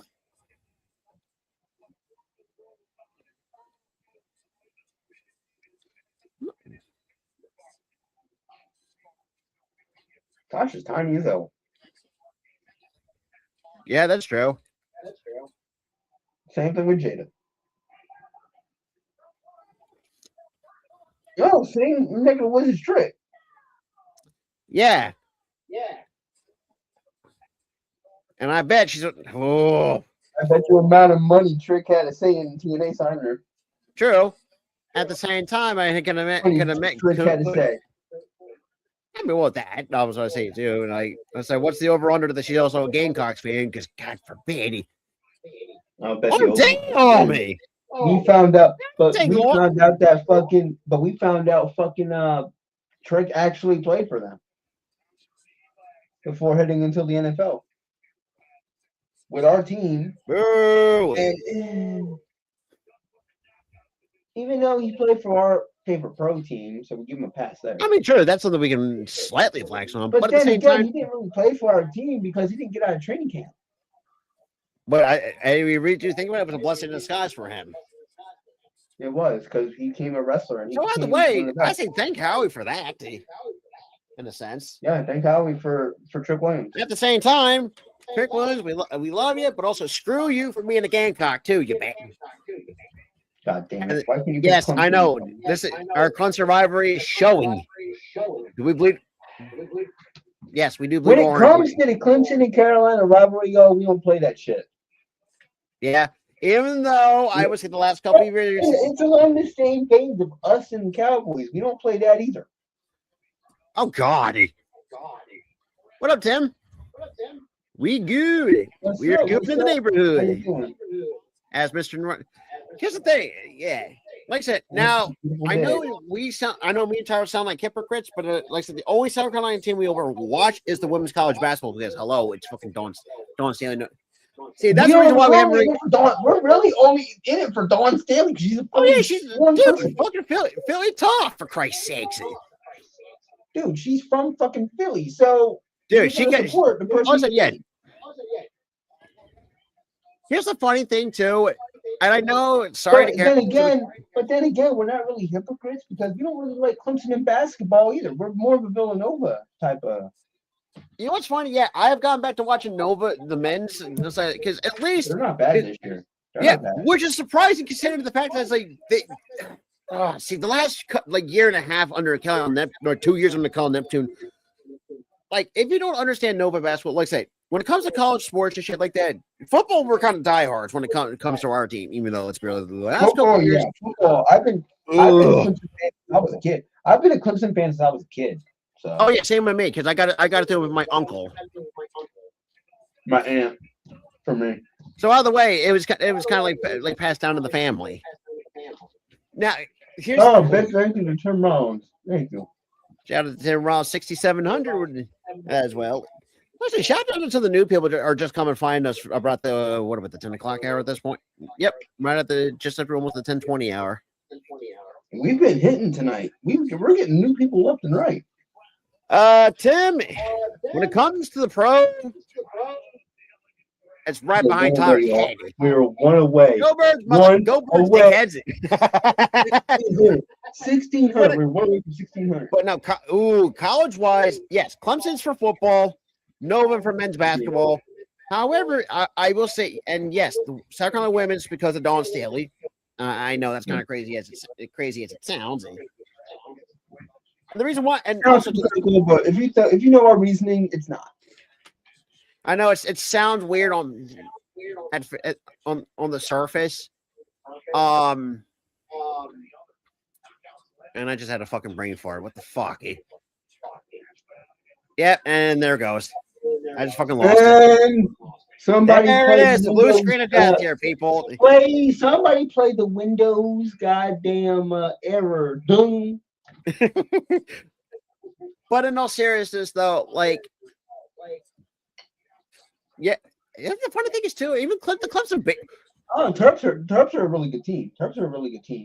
Ravens, Raven, yeah. Even though, God, here's the thing: the only time I ever watched, and look, I can appreciate the Ravens because I mean, holy shit, they outright collapsed in that second half of the season. I'm not gonna lie. Yeah, it's like the last couple of years. It seems like the last few years.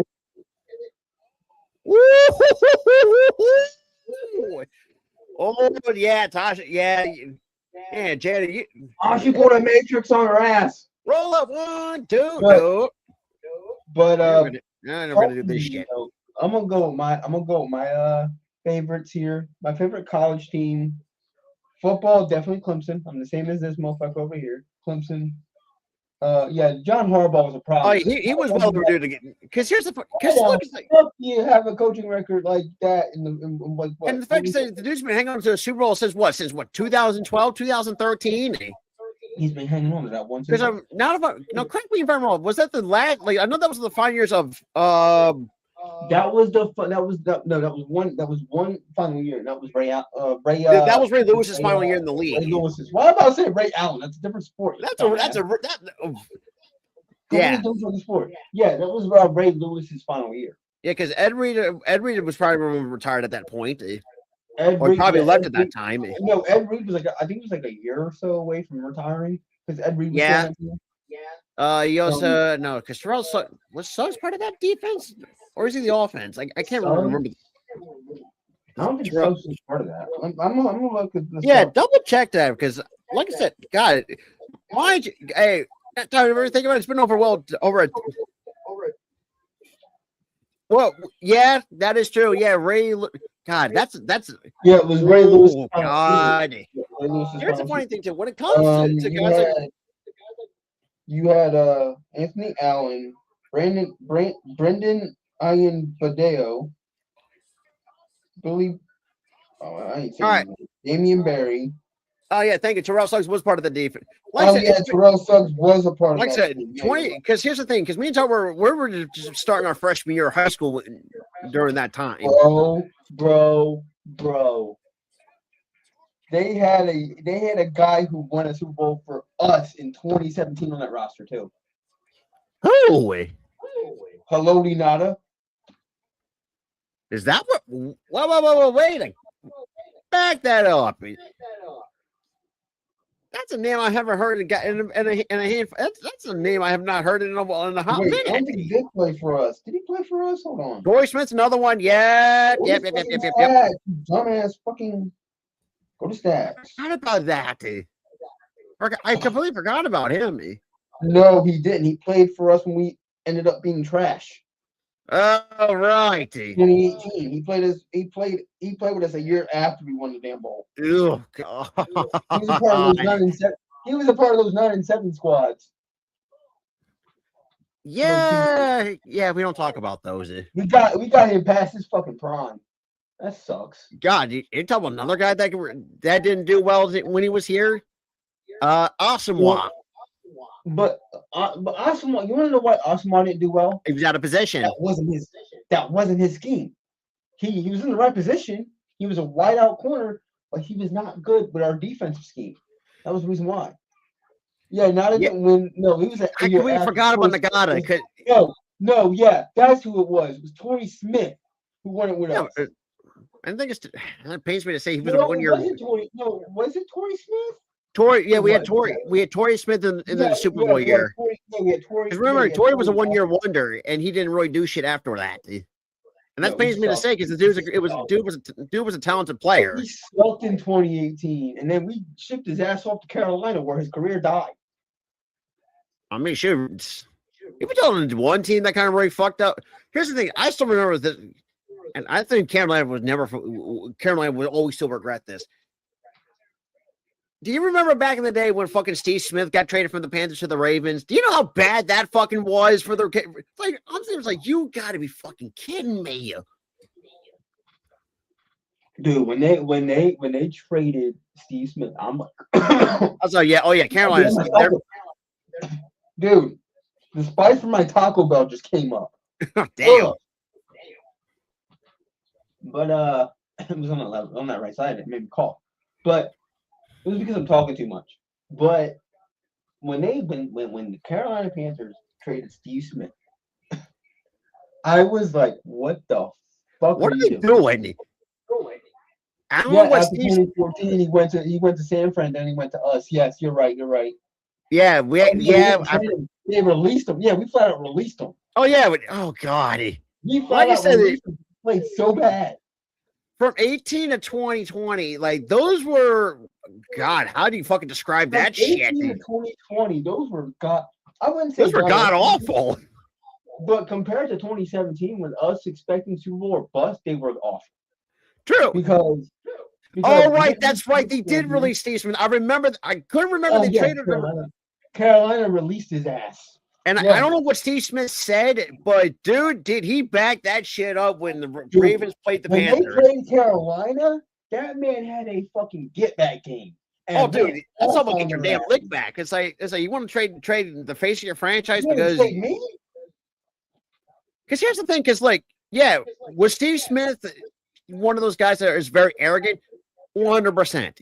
But however, that doesn't take. He's not one to be like, starting fights before games. Oh no, 100%. He's like, I'll be cocky, I'll talk my shit, but I'm gonna back it up on the field, on the football field. The thing is, he's gonna talk when Steve Smith talks his shit, he is able to back it up. Yeah, there's a thing called if you talk the talk, you gotta walk the walk, so to speak. Oh yeah, Torrey Smith. We got rid of him and he went to Carolina for a year. Yeah, because Torrey did finish up in Carolina, but that was. Yeah, because when Carolina picked him up, he threw shade at us. And we remember I forgot about he did that. He threw shade at us. And the funny 'Cause thing he- is, 'cause too, that's right, dude. Yeah, Steve cooked him. Steve Dude, fucking he cooked him. torched the. Oh yeah, The first damn game that we played, that they played Carolina, he cooked them. He cooked I was them. like, oh Like, yeah. well, damn, we I should've think traded- that we should've got rid of him. because oh god, who was the quarterback for Carolina at that time? Was that changed? Oh god, Cam was that- Newton. Cam Newton. No, Cam Newton was Cam. no, Cam, was no, the yeah, because Cam, Carolina. yeah, because that Cam because Cam had his breakout year in 2015. Cam had that super fucking breakout year when he was Superman in 2015. Even though still should have jumped on the fucking fumble, but that's I digress. He still backs it up like, oh, I don't want to get hurt. Which honestly, I see why. Because if you look back at that play, another player was diving for the ball at the same time. He didn't go. Yeah, like that. Yeah, but still, But like when I look back at that, I'm like, you know what? Cam had a point. he had a point, but at the same time, it's also the damn Super Bowl. Like you got, Yeah, but fucking Super Bowl. Go for the fucking shit. Head injury. hey, or look, not. you were given the Superman moniker. It's time to live up to it. But you could see his point because he didn't want to get CTE and fucking. You know what? die. Yeah. That's also true too. Oh God. Oh boy. Oh no. Steve Macklin dilemma. This kind of does. Fucking Tom called his ass out. Oh my dude. Oh yeah. Speaking of which, for anyone that's new that have not kept up with us, dude, fucking Steve Macklin played us for like fucking fools. Because apparently, for a lot of people who don't know, that Macklin signed an extension that went on completely under the radar. I was like, "There's no," because usually, And the reason why they played us like fools, and he played us like fools. and look, Is Tim, we also appreciate that. We appreciate it, man. even though I think the reason why you guys are rooting for Philly, because everybody in 2017 hated the Patriots, and everybody in 2024 hated the Chiefs. us. So No, I I mean, get it. I understand. But as an Eagles fan, I'm grateful that we were the good guys in that story. and here's the funny thing is too, and I'm also like, had we, and here's another thing too.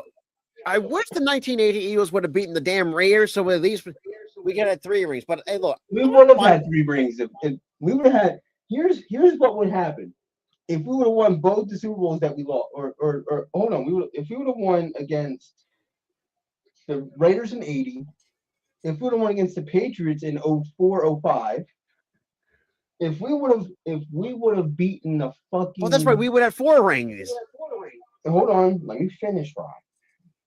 If we would have beaten the Patriots again in 2017, which we did, beat the Chiefs in 23, beat the Chiefs again in 25, we would have had 5.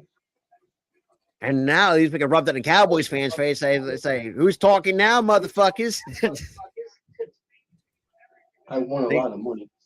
You're Hey, welcome. look. Even though that 04 year, oh, I was so fucking irked as a kid.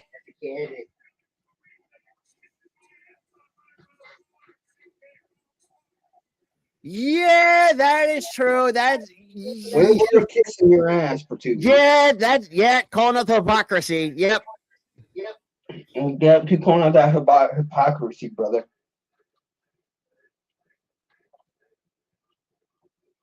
Yeah, we would have won. We would have had 4 in the 2000s and 2010s, and we would have had 5 overall if we would have won in '80 and no Super Bowls.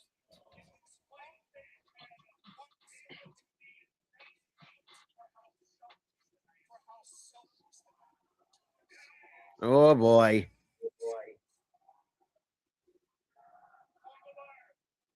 You're a liar. Now, my question is, and I think I think I asked how does like say like what version of Steve Macklin are we going to get? I just said this weird, and I think Tara said what I'm hoping it was the back and tag him. Damn. We're getting bag 'em, tag 'em.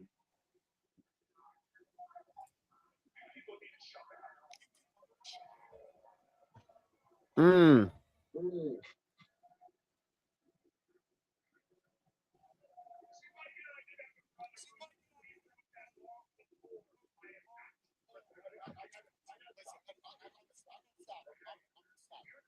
Hey, look, dude, that's some good shit.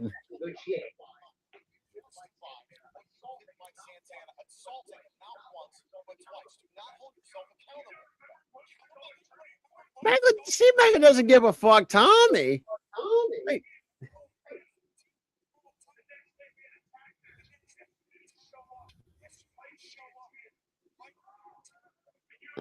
Oh yeah.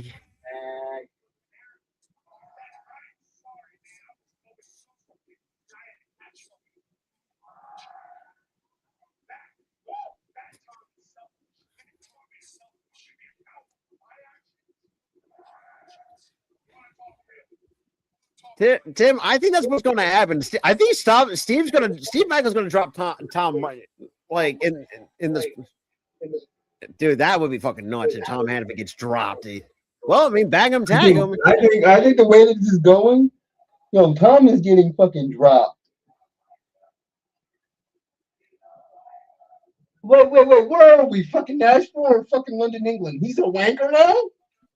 Don't ever use that in the fucking States. You're in fucking Nashville. What the fuck? Ain't no way that it's used to fucking.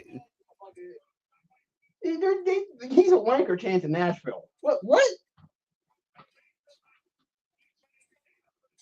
What is this? Fucking Nashville or England? I mean, +2, Steve. And we're back to the liar chance. Sorry, what do we got? You got fired? Is that what they're saying? Oh, you got fired.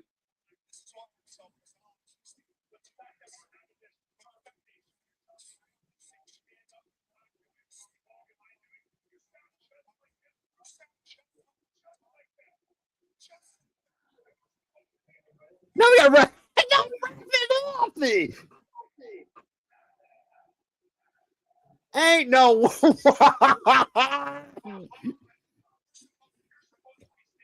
Shit, now we're going to wrap it up. Wrap it up. Wrap it up.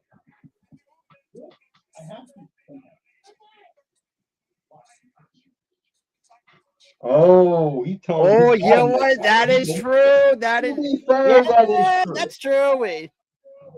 To be fair, that is true because Steve Macklin was already in TNA when Tom got the job. Yeah, that is true. Oh boy. Because Steve actually vowed to the company to hire him.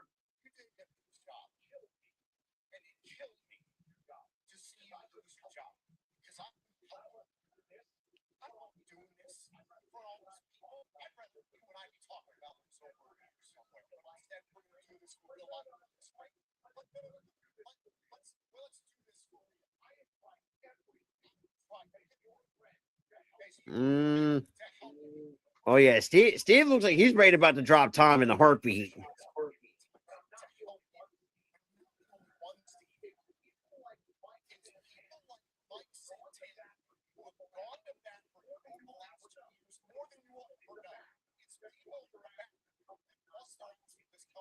Why is Tom over here cutting a mean-ass promo right now? Dude, I never thought he could actually do that. Oh boy.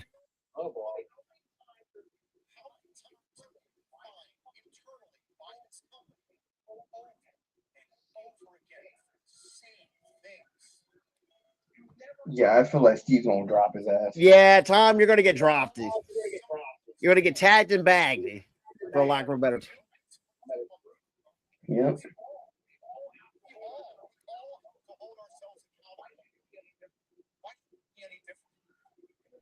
You know, oh boy.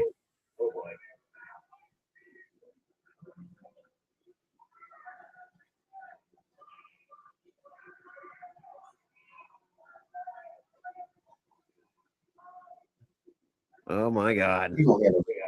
Yeah. Oh my God. He's gonna hit him. He's about to hit him. There it is. Oh, right in the gut. Right in the gut. Oh, yep. Tom is dropped. Tom is dropped. Hey, look, we got what we. You called, dude. You called. He got tagged. You fucking called it, Tim. You called the shit. There you go. Speaking of Mike Santana, it's not an off wrestling moment. It's still a scripted wrestling moment, Ryan. But they're just going with like They're trying. You made it Well, personal. speaking of Mike Santana, yeah, Tim. I mean, Tim. You called it. You called it, dude. You called it. I think we all did it because then again.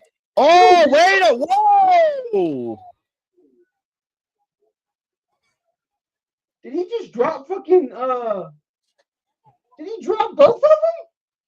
Both announcers? Yeah, this is definitely tagging him and bag him, Steve Macklin. This is tag and bag him. This is Yeah, tag and bag him. because here's the thing: when it comes to Steve Macklin, the tagging and bagging gimmick, this is when he does not give a fuck. Doesn't matter who you are, you're getting dropped. And clearly, look,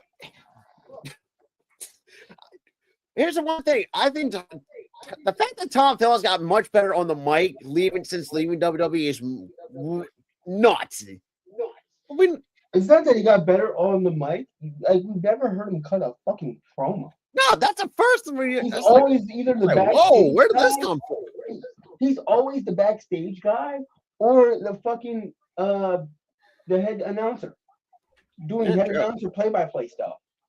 Yeah, which he wasn't that bad as a play-by-play guy.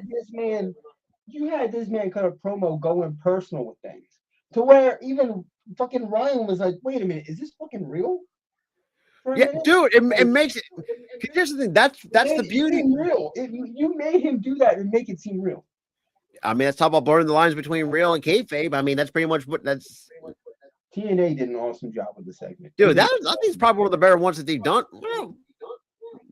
Yeah, now that I think about it, in terms of over the years, yeah, it's probably the ones that better ones they've done. What in God's? What is it with these? What is? She's gay too, bro. She's gay too. No, I'm looking at these damn commercials. It's like so damn awkward. We're awkward, yeah. It's every commercial nowadays. It's like, yeah, talking it, dude. In the Super Bowl, they had a fucking goddamn ad with singing pubic hair. Oh yeah, I forgot about that. Am I wrong?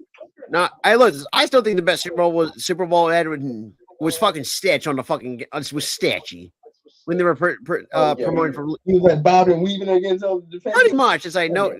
Hell yeah. Also, I did watch the one of the older episodes of Daria's podcast. Oh, you could definitely tell she was irked at Tony and say, "Really, you couldn't be like the first person to take camping was me." Oh, I was like, damn. She was like, "I don't even like camping." No, because here's the thing. So, you took camping. You took me camping. I think Daria asked, like, wait, who's your Mount Rushmore women to take camping? The fact that you told what, dude? They're shaman and with ayahuasca crappy. And there's like the last one say was you. It's like, really? Poor Daria. Are you fucking kidding me? This better just be ESPN just talking shit. What the hell now?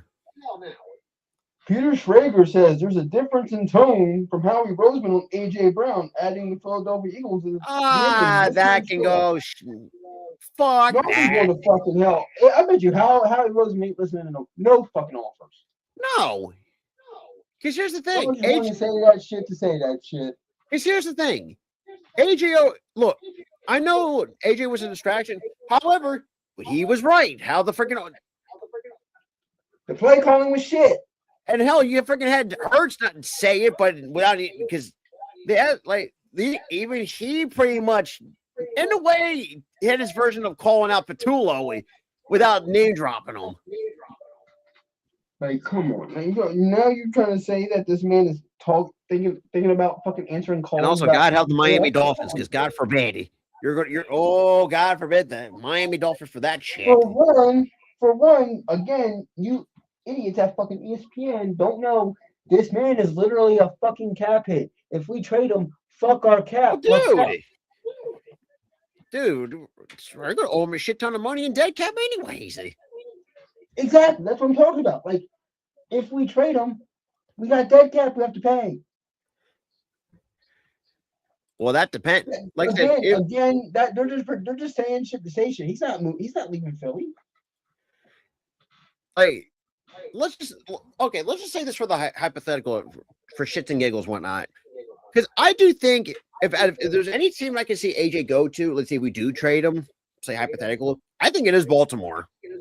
Because the way looking at Baltimore, it probably would be Baltimore. It'd probably be Baltimore or somebody else. Here's the thing. The problem is you're not going to trade him because guess what? That's a lot of money.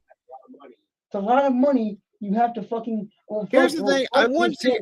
The only person that I think that I disagree with is Colin Coward because he's been back on us. But at least Colin. Colin says it like it is when it's us. Oh, they got Gio Miller on the fucking play-by-play. But hold on. But Colin Coward, he doesn't talk shit about us. He's usually cool with us. But the only ones I don't like is ESPN because they really want AJ Brown to be fucking gone. And two, Nick Wright because he's a Chiefs fucking D writer all the damn time. And here's the thing, because like I say, can Colin Coward be I know, look, Colin Coward, yes, I know he has stupid takes from time to time, but at least I can trust him over fucking Nick Wright. And I mean, it's not even funny. Nick Wright, he only loves his team and only his team. That's it. I mean, shit, tell that to freaking Bruce Hardhead. ESPN is always speculating, oh, AJ Brown's gonna go. Ha ha ha, y'all guys suck. Y'all gonna and remember, they tried to do the same shit in 20. They try to do the same shit. They try to hell. Not just AJ Brown. They tried to trick his first shit. They tried to do the same bullshit in 23 with AJ. 24. They tried to do the same shit this year with AJ. It's just ESPN doesn't like the Eagles and they don't want us to succeed. That's the problem. Hey, look. Well, that entire remember too. It's not entire. It's not. I was going to say this too. It's not just AJ Brown they were trying to start shit with. Remember, they tried to do something with fucking Hurts too. Try to turn the city. Well, then again, that's pretty much everybody. That's pretty much no shocker there. With Jalen Hurts all last year. Oh, Jalen Hurts is not going to win a Super Bowl because he can't throw the ball. Well, guess what, you idiots? It's not because he can't throw the ball. He doesn't throw the ball a lot because he was giving it to fucking Saquon. You dumbasses don't realize that we are a run-first team. Because here's the thing, too. And, trust me, Tim. We can be raw and authentic, but at the same time, you know what? Honestly, Colin, that is a bad take. Why the hell are they going to trade Lamar Jackson? Yes. I've been seeing a lot of Raiders content. And that's the thing. That's the same thing with ESPN with us. It's like they want us to trade AJ Brown so fucking bad, but these idiots don't realize in his contract he has a whole lot of money in the fucking contract to where if we trade him, he's literally going to eat. He's going to eat the rest of our fucking cap. Because look, I like Lamar. I think he's done some really good shit, a lot of good things since he went to Baltimore. However, it's just like I say, like I don't know. Because like this national media, all I know is fuck the national media. National media, y'all can go fuck yourselves. Because why the hell do you think that we're going to trade AJ Brown? Like I said, if AJ was unhappy, that is true. Perfect example. Case in point. And this year, the national media and the fan bases are like, see, Jalen Hurts can't throw the football. He threw like 8 interceptions. And here's the funny thing too, and I'm going to make a comparison to the Ravens because if I remember the Ravens in the 2012, what was the one thing they didn't do that well? They didn't throw the football that well, not from my understanding. No, they threw the ball decently well. But they were balanced. They didn't have to freaking over rely on the damn deep ball. Oh yeah, that's true. I still remember when Trent Dilfer won you guys a Super Bowl. What was that? 99? I think it was 2000. Oh God, 2000. Like I said, here's my thing about the media is the fact they tried to do the same shit with Jalen Hurts. They tried to do the same thing with AJ Brown. But the thing is with the Jalen Hurts situation is the fact that y'all were writing him off for 2024 because of what happened in 23, where he had an off year. Yep. And then y'all were still writing him off through that entire fucking season because, he's not throwing the ball, so he's not a good quarterback if he's not throwing the ball. Like, y'all are so fucking dumb. I'm sorry. And the funny thing is, too, and we'll get to the Jalen Hurts thing because they were trying to do this shit. Like, seeing that pissed me off. It really pissed me off. Or shit, the fact that when there was a report coming out saying, the Eagles might draft a QB in the second round, try to pull the same shit that they did with Carson Wentz. Like, are you dumb? And another laughable take I saw earlier is the ESPN is now thinking that we're not going to fucking re-sign Goddard and draft another tight end in the draft. Here's the thing. Here's the way I see it. I do think Goddard's going to stay. I think he's going to stay on another 1-year deal because I think if you really look at the tight end market, the tight end market is not from my understanding, it's not the strongest as it is right currently. So I could see. But that's the reason why I think it's such a laughable fucking take that we're not going to. I do think. Hold on, Rob. Let me finish. This is why I think it's a terrible fucking take that we're not going to resign Goddard this year. And just draft a quarterback in April or draft a tight end in April. What? For one, that tight end's going to be unproven as hell. Number two, we're trying to win a fucking Super Bowl again. And number three, whether you dumbasses like it or not, we're not getting rid of A.J. Brown and we're re-signing Goddard. Now, here's the thing, is like I said, and hold on, the only one that I'm iffy about resigning is goddamn Dean. That's it. Well, I can say just let Dean go anyways because because Jahad Campbell, from what I've seen in the short sample size, Jahad Campbell stepped in and stepped up. To be honest, I think he's the problem with fucking Nakobe Dean is he's just hurt, and I think that's why I think he kind of fell into the third round because of those injury histories. Yeah, that is true too. Yeah, I think he got carried by that loaded roster, but you could definitely see it in the years following that. And that's another take that people have, and even Eagles fans have this. Some Eagles fans have this, and I think it's completely fucking laughable. I think it's asinine, to be quite honestly. It's asinine. Oh, Nick Sirianni can't fucking coach because the only reason why he won a Super Bowl is he's got a loaded roster. And why couldn't he do it in 23? Huh? Why couldn't he do it in 25? Huh? Play calling. Plain and simple. Now I will say the shitty OC.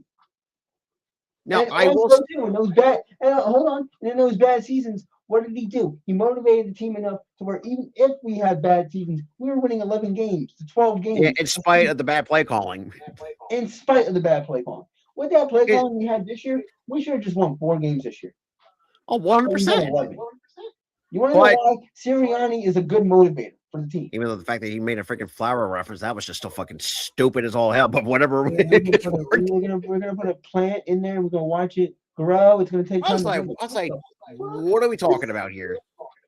Now I will say that after that 22 season, we're like, oh, that makes sense. I will say this. If this year doesn't go as we expected it, like I said, I don't think Nick's going to get fired. However, I do think his seat is going to get hot. No, it's going to get a little bit warmer.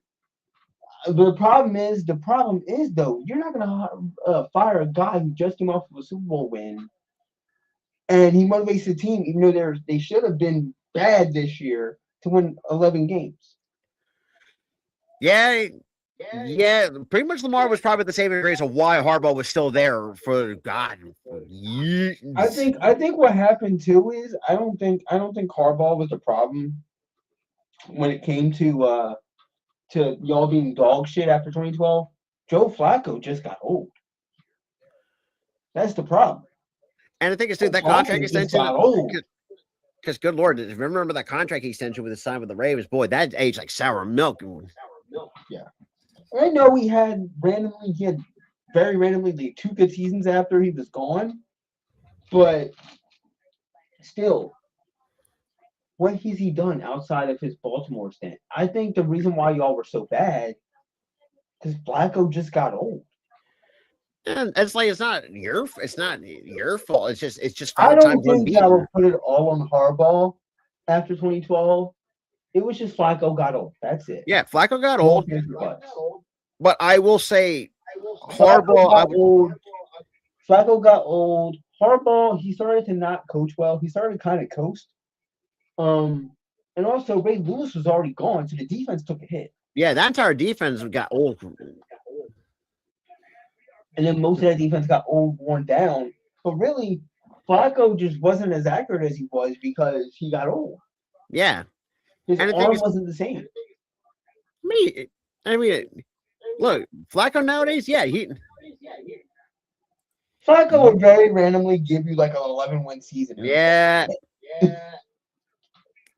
Look what I would say Harbaugh does have a massive ego. I will agree with that He 100%. does have a bit of an ego. He does.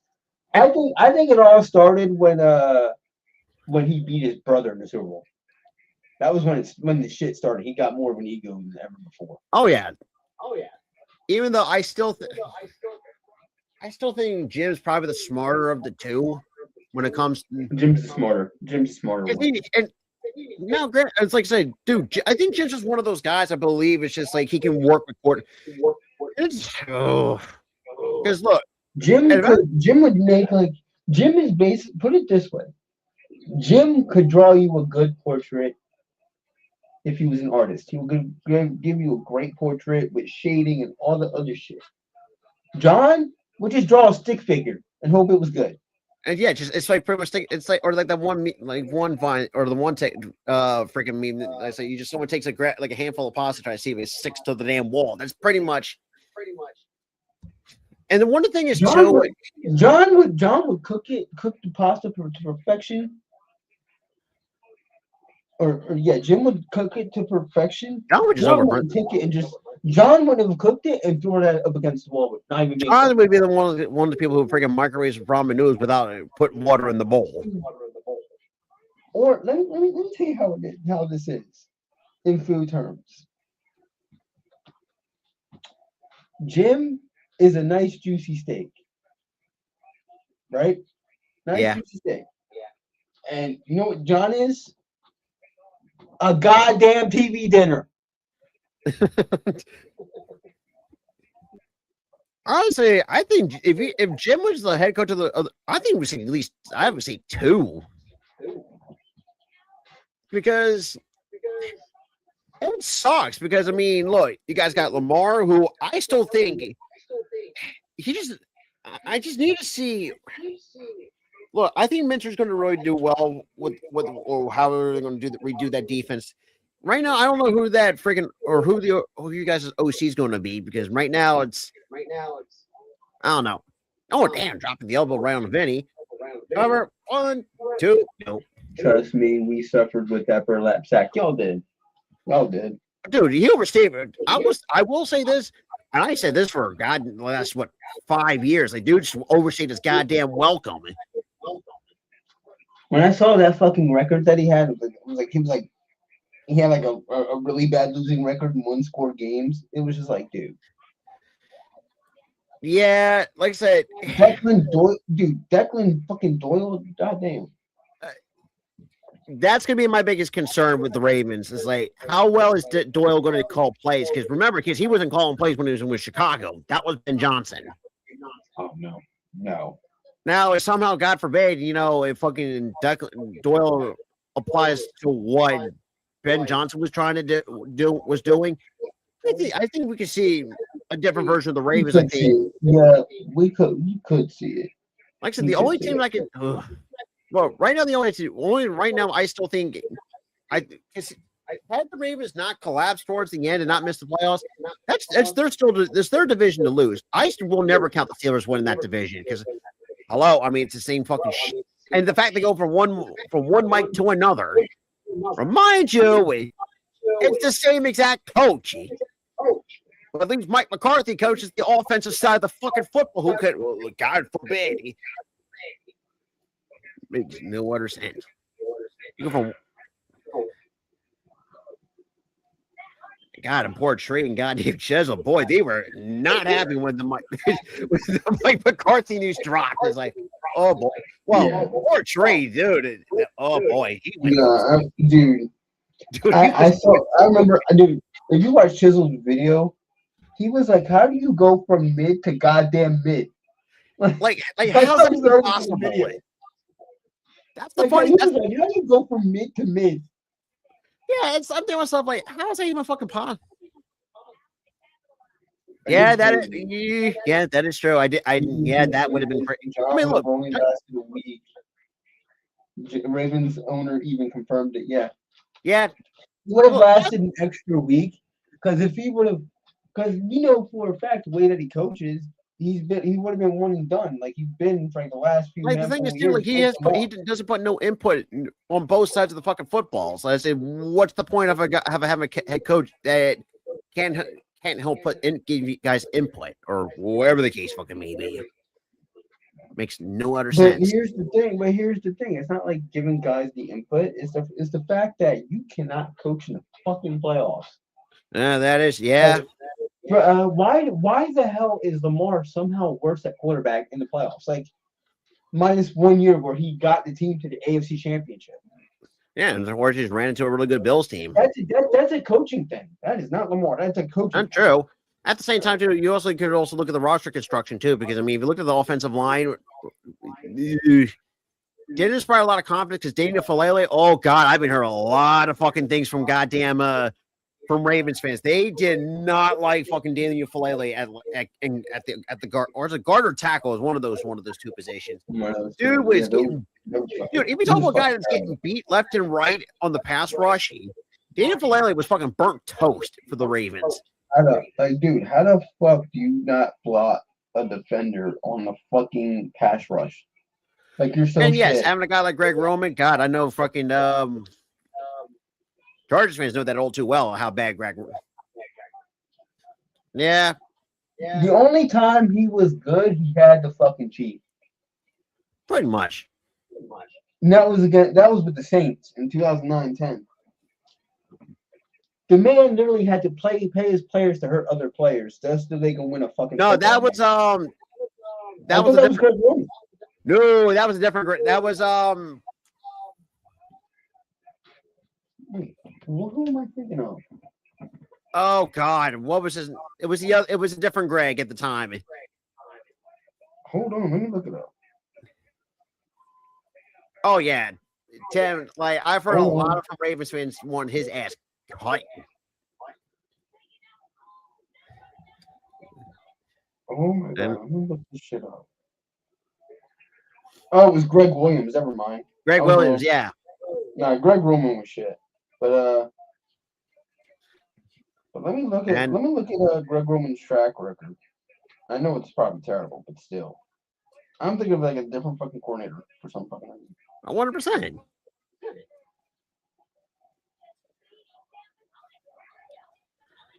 Well, here comes Alicia Edwards. Damn on me.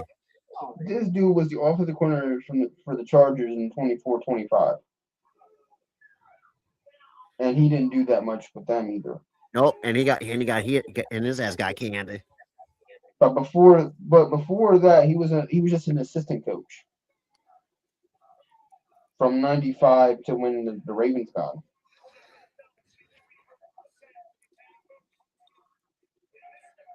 Or no, he was literally the offensive coordinator for the shitty years of the Niners and the Bills. From 2011 to 2016. So he was never a good fucking OC. Nope. Never a good one. Well, it's already 11 o'clock? What? Who won the match? Pretty much, I think the system did. Okay, we were talking about football the entire fucking time. We missed the entire last match. Sorry, y'all. We're talking. But I mean, so that all being said, that's going to wrap up the TNA stream. Will we be? God damn, We'll be fucking back. mental stroke. We We will be will back be again back tomorrow, on. Friday for Friday Night SmackDown.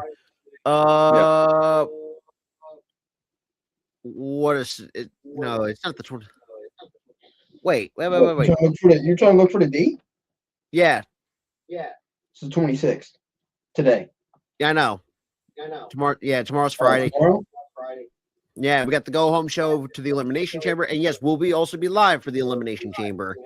Like I said, and Tim, here's the one thing. What you and I know it's like kind of beating a dead horse, but for anybody that's new, what you see is what you get with us.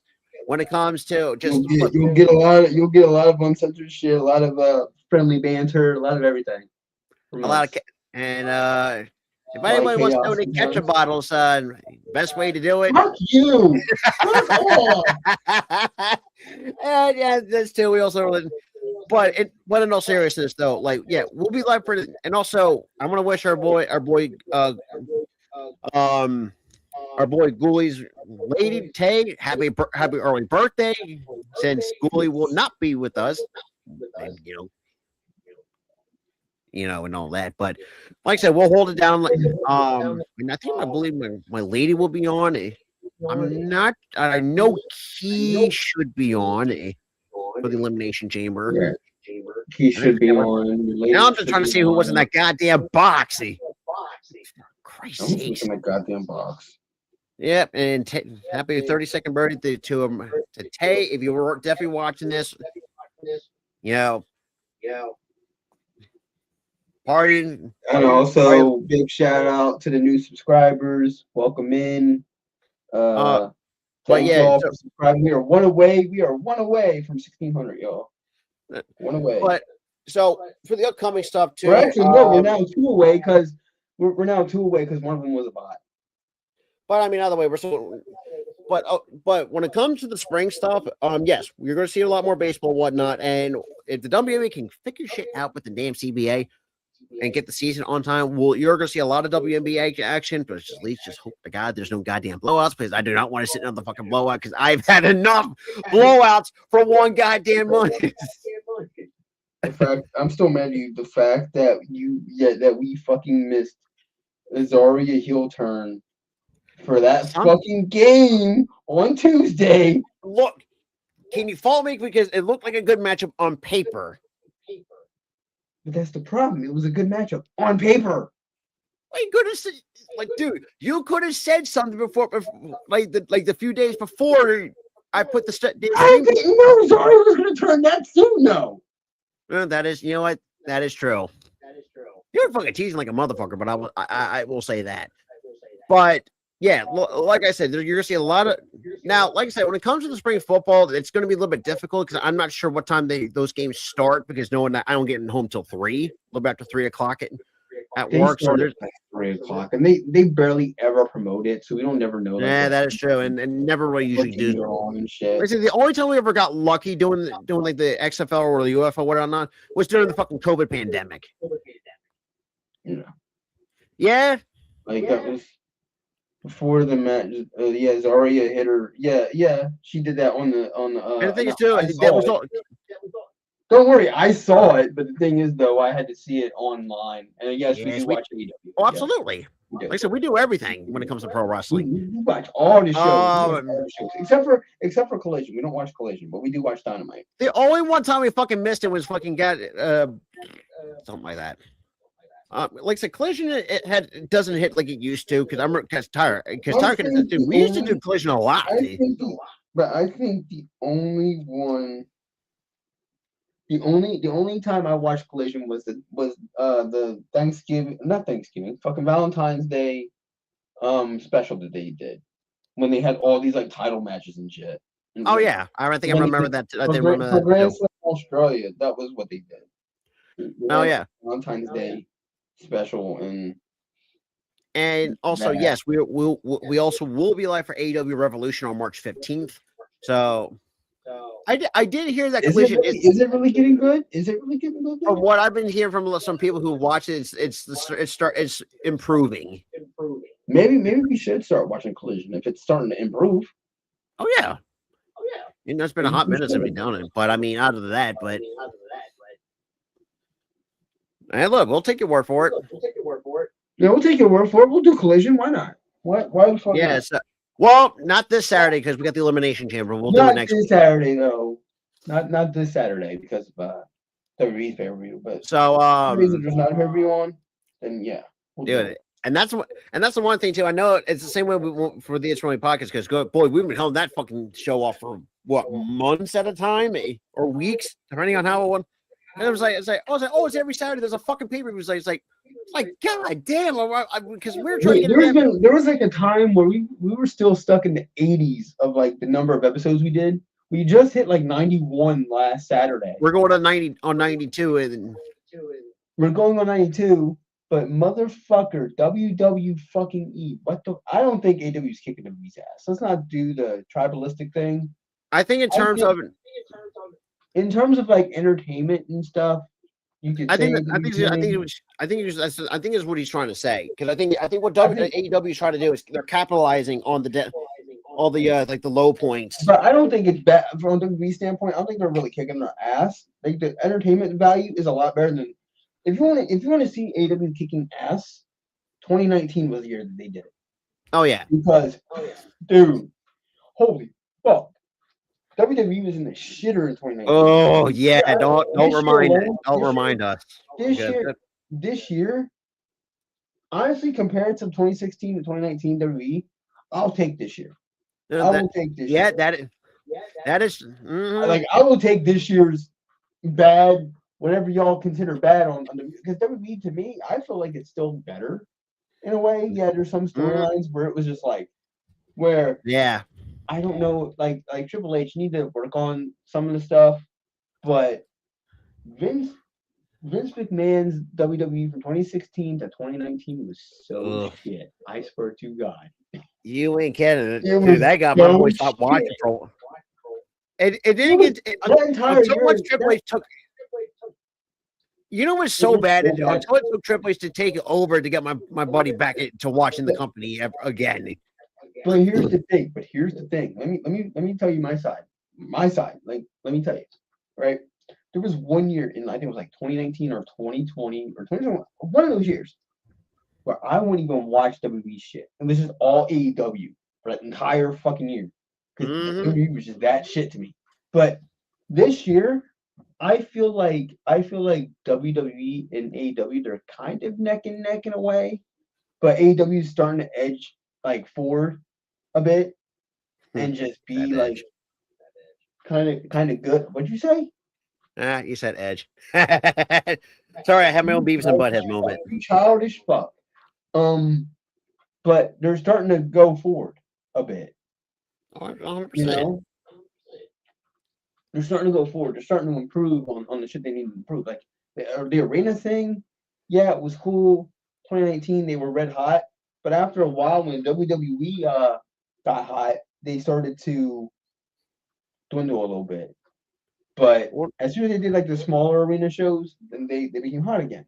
Because, you know, AEW works better in smaller arenas. And they're also, they're not trying to compete with WWE anymore. Like, they're doing their own thing. Like, the reason why I was so put off with AEW for a while is they just kept shit talking the competition. Yeah, they were trying to pull a WCW. They were trying to pull a WCW. I'm like, this is how WCW died. So I'm like, they need to stop doing that. Oh, they eventually did, and now I'm back in on AEW side. And I'm also a WWE fan, so I'm gonna watch them. I'm not gonna sit there and be tribal. I'm not gonna sit there and be tribalistic about it. But I'll take WWE's 2026 version of bad than 2016 to 2019. I wouldn't say like it's so super bad. I think it's just you could say it's mediocre, and that's just being generous at that point. To me, it's not really. Yeah, to me, it's not bad. It's more so mediocre. It's not terrible. It's like it could be a lot better than what. Yeah. Yeah, I could see WWE being a bit better than what they are. Like, and like. Well, it starts getting rid of the fucking old farts in the goddamn writing room, but that's exactly. That's what I like about AEW now is because they stopped trying to be like WCW and shit talk the company. because now they have their own identity. Yeah, like they're not trying to shit talk the company anymore. They're focusing on their brand, trying to give us the best television possible. Now, the only thing that I want AEW to do, get rid of the fucking pay-per-view shit. Just be on a streaming That's service. probably the only gripe. But besides, Nobody wants to pay. No one wants to pay for an app and then have to pay $50-$60 for your show. oh, absolutely. I think everybody all can agree with that. However, I think we can also agree on too. I think what UFC did and move off of that. And even Dana White from UFC said it. Like that market is dead. and that style. And, Hold on, let me finish, man. You always butt in when I'm speaking, brother. Hold on, chill, buddy, chill. But here's my thing though. Dana White has already said that market is dead, and it is. Nobody's gonna want to pay for an app and then pay another $50-$60 fucking dollars. yeah, that's To me, it's great that you're on HBO Max. Great. You were on Amazon Prime, which that shit flopped. And you want to know why it flopped? Because of the two fucking pay-per-view market type of fucking pays you have to do. You have to pay for an app and pay for the show. absolutely. To me, when you guys were moving to HBO Max, my consensus was like, great. They're moving to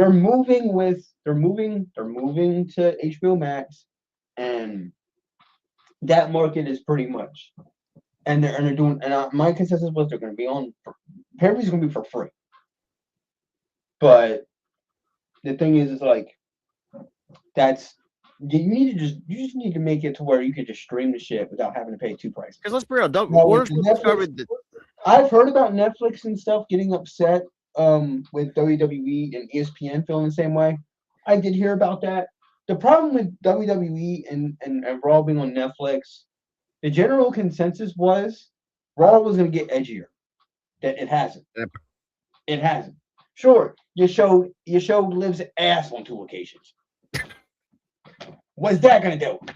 And there's a few occasions they put blood, again, like a color. They put blood during the build to Rock and fucking. Or the fact that they didn't find Cody once, and then the Punk and Drew feud the one time. Oh yeah, twice. You did that. You did it twice, but then. Oh wow! This past week you showed Liv's ass again. What the fuck is that gonna do? No, because like if you want edgy, like don't go like full TV 14, but at least bring it up to where you can. I don't like listen. Just give us the blood. Just give us the blood. That's all we want. Does it have to be every week, but more often than just 2 occasions? Like, we appreciate that. More PG. You could be like a light TV 14. Do you think AEW is showing ass and titties every week? No, they're not. And here's the thing too, and AEW's gotten better with this. Because here's the thing too, and I was going to say this, I was going to pick it back this too. They actually gotten better in terms of the blood control, because like the only way you can, when it calls for it, is for certain storylines. Perfect example. With AEW, they do it, but here's the thing with AEW though, Rob. They do it often still. But they're not doing it as often. I mean, WWE can do that. They can do it often, but not really often. That's mostly on Mox. Like AEW. But we're not expecting you to do Braun panties matches and oh god, yeah, goddamn time. No one wants to see that shit come back. No, not in this fucking. Because take it from me, who grew through the entire just about anybody. Because remember, I had to drag him through the Attitude Era during our classic. Which, by the way, we saw full nudity on 2 occasions. Or the fact that you uncensored the R word, the R word, the mentally challenged. Yeah, put it that way. Yes, if you know the word, they did not fucking. They didn't. When it was on Peacock, Netflix. I don't know what the fuck they're doing with Raw, but that's another issue. I think that's why Netflix is pissed, is because WWE is taking their sweet ass time with the Raw ball. And the thing is, too, we were kind of blaming it on the Netflix. I was like, what's taking so damn long? What if it's in reality? We I should think just it's blame both. WWE. I think it's really both. I think it's really both. That's the problem. I think Hey, they're playing Tim. that a lot of infighting Hey, from that. look, for But one guy, but a lot of the stuff that you saw in the Attitude Era and the Ruthless Aggression Era, you're not gonna really see anymore. a lot of Like, shit I'm won't okay fly with that. in both eras. Like, don't give me bra and panties matches and shit like that. Like do like slightly suggestive shit. Like, remember when fucking Liv was stretching Dom's leg and it looked wrong? That's fine. Yeah. Because the adults will know what's implied. The Oh, kids dude, won't know shit. it's like, because They'll you like, they'll look at the mom and dad and go, what are they upset about? They're just stretching. Like, they're kids. They're not gonna know, but we're gonna know. no, because that shit's gonna fucking fly over the. That No, yeah, that is not true. That is not true. That is not true. You Well- can be sensitive about that shit. You can be sensitive about that shit. it depends on the certain. No one goes topic. to watch wrestling. No one goes to watch wrestling to see fucking boobs and butt anymore. Not like they were used in the '90s, but And you can be sensitive about that. Like, the women deserve to have fucking good ass matches and be respected. yeah, it's like certain topics. Yeah, it's perfect example. The Attitude. If y'all can't, yeah, certain topics, sure, but what we're talking about is the suggestive shit, the more Oh, suggestive. like that freaking one dude that when that TikTok crap was going around. That Oh, came, God. I was like, dude, I was People like, want to call him. Oh, and people want to say, oh, it's okay because he's mentally fucking challenged. no, I think he already knew what he was doing. No, that man's a fucking pervert. I mean, he kind of Like, does look like one, but What in- dude, like, you think like look at some disabled people. You think if they're all there? Like, I know some of our some viewers of ours. I know they have, brain issues. Like my buddy Ryan. I know he's like really. I know he has a mental disability, but he's smart enough to know that that's not okay. I mean, shoot, it's like fucking. Sitting there saying, "Oh, I want bra and panties matches. I want to see." Okay, no, like, no. because first of all, the women, because here's the thing. If anyone ever do watch us on a regular basis, like, we call it how we see it. Like, we ain't blind, for lack of a better term, because You know what dude, you know what I did as a kid? I was smart enough to do as a kid when there was bra and panties matches on. change the channel.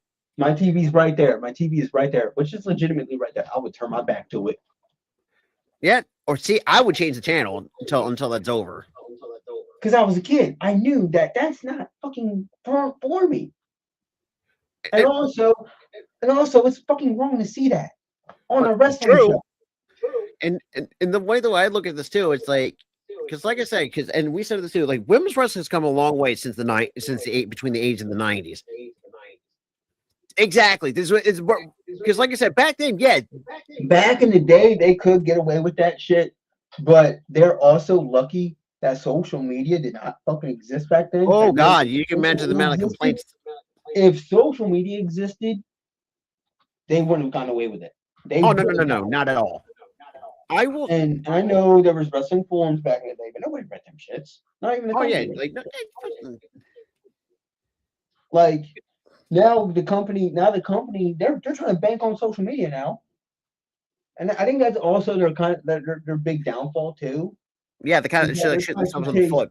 They're trying to chase social media moments rather than write good TV, which that's also an issue to me. Yeah, I think that's what's kind of chase a moment and just create moments via storylines. Exactly, and social media can capture those moments for you. That's the thing. Make those moments organically happen. Don't try to force it. Just let it organically happen over time with good storytelling.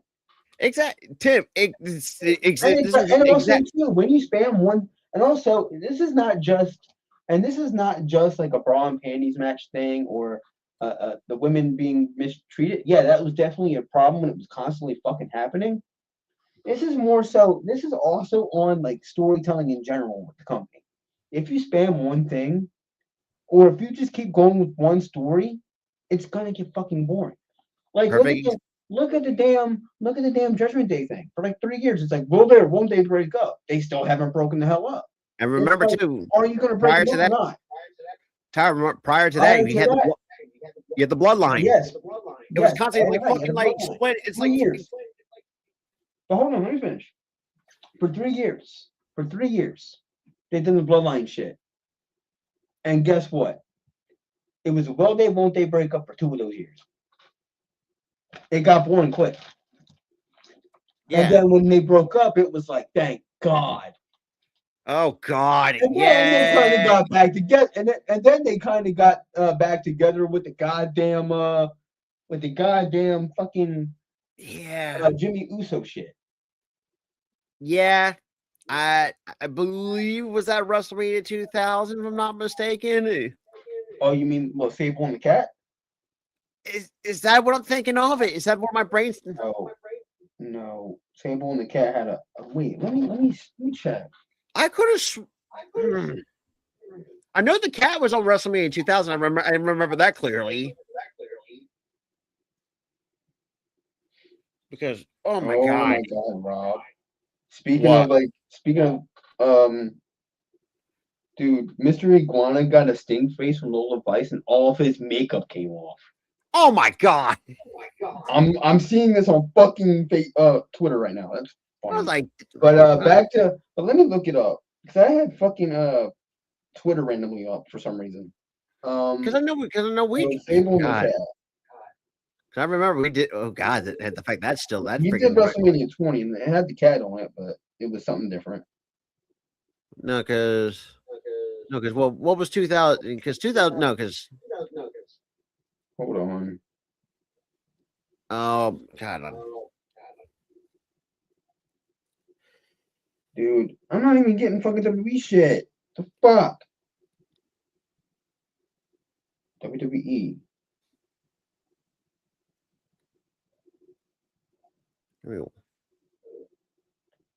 It was just that they had fucking gimmick matches that were like really fucking diva-ish. Yeah. It was because of that. He was just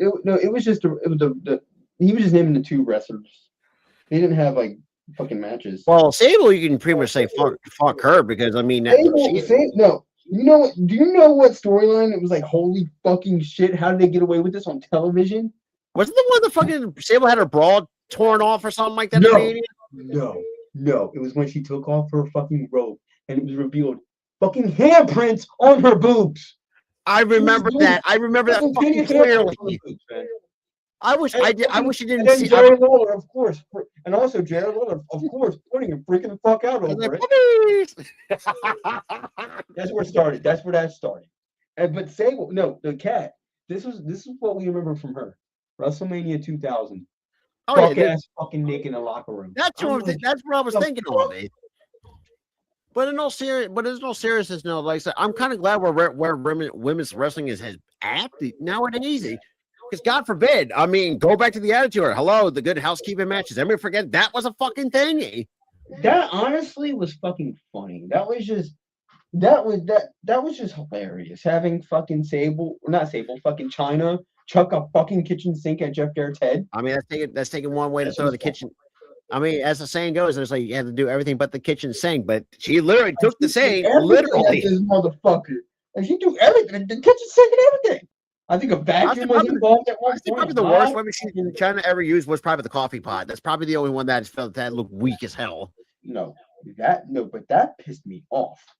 There were still coffee grounds in that bitch. They could have made coffee. No, let's just dump it in the rain.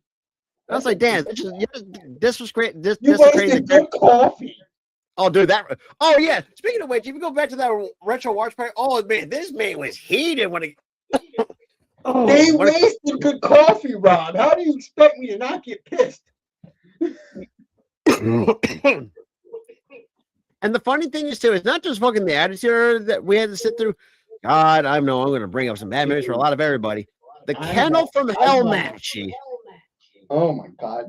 Kill that! I wish I would have taken that match with fire. Kill that match with fire. I don't want to see that match. Another one. I wish I could get my time back. How about WCW Halloween Havoc 1995? I'm about to fucking hurl and vomit right now because of this shit. Like the fact that that's almost over You 200. had a guy there. You had a guy wrapped up in fucking toilet paper, calling himself the Yeti, doing one of these. And then and I think a few years after that, they repackaged him as a super giant ninja. I was like, what the fuck are we doing here? But then again, you have to realize that this is Vince Russo we're talking about here. This is the same man who fucking killed Owen Hart. It's the same man that wrote the damn Kennel from Hell. Or the fact that, or the fucking storyline where fucking goddamn, I know this will never fucking fly. Fucking Al Snow or Big Boss Man Al Snow. You would have Peter going after that motherfucker. Oh, dude, Peter would be going after that motherfucker. I think another one that you would have Peter. You would have Peter, the ASPCA, any of the fucking animal like. Ironically enough, the WWF will be going after this motherfucker. Oh, true. And the funny thing is too, and last and final thing before we get up out of here, I think another one never fly. Because remember, Big Boss Man was part of 2 fucking controversial storylines back in the day. Well, no, that wasn't in 2000. That was 99. It was before he went to WCW. Oh yeah, because the Candle for Hell, that was Russo's last time. That was his last time before he went to WCW in 99. This was Unforgiven 99. Oh God, I wish it. Oh my God. I wish we never fucking did that build up to that. I never, dude. I'm glad we did it. I'm glad we did it because it was a part of our watch party. We had to do it. And unfortunately, it's going to get worse too once we didn't go back to doing WCW shit. Because wait till we get to the year 2000. Oh, I can tell you, yeah, we're just going to leave it at that. Because it's all good. Sometimes when I watch wrestling and stuff, like back in the day, I'm like, I forgot that was the year that happened. Like, well, a lot of times too, because Tyler didn't really start watching wrestling until 2002. So I came in during the tail end of the Attitude Era. So yes, I was around during WWF, but it was like during the super tail end of it. Oh yeah, right. Oh yeah. So yes, that's the other one I was thinking about. That was the other controversial storyline at the time. That storyline. I know that's never gonna fucking fly. That would get fucking. Oh, that's canceled immediately. Because first of all, here's the thing: there was a few times Raw almost got taken off the air because I think you go back back to 1997, fucking goddamn, still one of the greatest fucking skits. The DS, there's like shit. It's like no, you can't use the word shit. That's like. It's like, watch your fucking language. It's like, he was like, that's one of the funniest shit. And he was like, and then he would go, shit. God damn it! Watch your fucking mouth. I'm surprised how. No, this is how it went. Sean would say a curse word, and then Triple H would look at him and go, "Watch your fucking mouth." He goes, "Shit, god damn it!" And here's the funny thing too. I'm surprised how China still kept a straight face from through all of that. Dude. Remember the time where fucking Sean kept looking at her boobs the entire fucking time? Oh yeah, dude. And she kept fucking hitting him. Like, hey, look up here. Yeah, early DX was just fucking wild. Because like I said, I was still always. Oh yeah, that was early '98 DX when that happened. I will always appreciate DX. And look, in terms of all the facts that I grew up watching over. To be honest, Tim, I don't recall. Like I said, I was just coming in 1997. Oh, it's the one where fucking they had a European title match and fucking Triple H just kept running the ropes until and Sean laid the fuck down. Oh yeah, and that became like a meme to say, someone's uncontrolled. I tagged you in that video. I remember. Yeah, I said, this would be us if we were wrestling. Oh, dude, or like someone's controller got broken or something like that. He just kept running the ropes, and then he just did like the weakest splash on the fucking Sean and got the pin. I will say, like probably the worst gimmick I see Triple H. Also, that Stand for Blue Blood gimmick just was not it for me. Oh, I still remember his very first promo. I still have his very first promo saved on my TikTok stuff. And also, they called him the Boston Blue Blood. That motherfucker was trying to be British.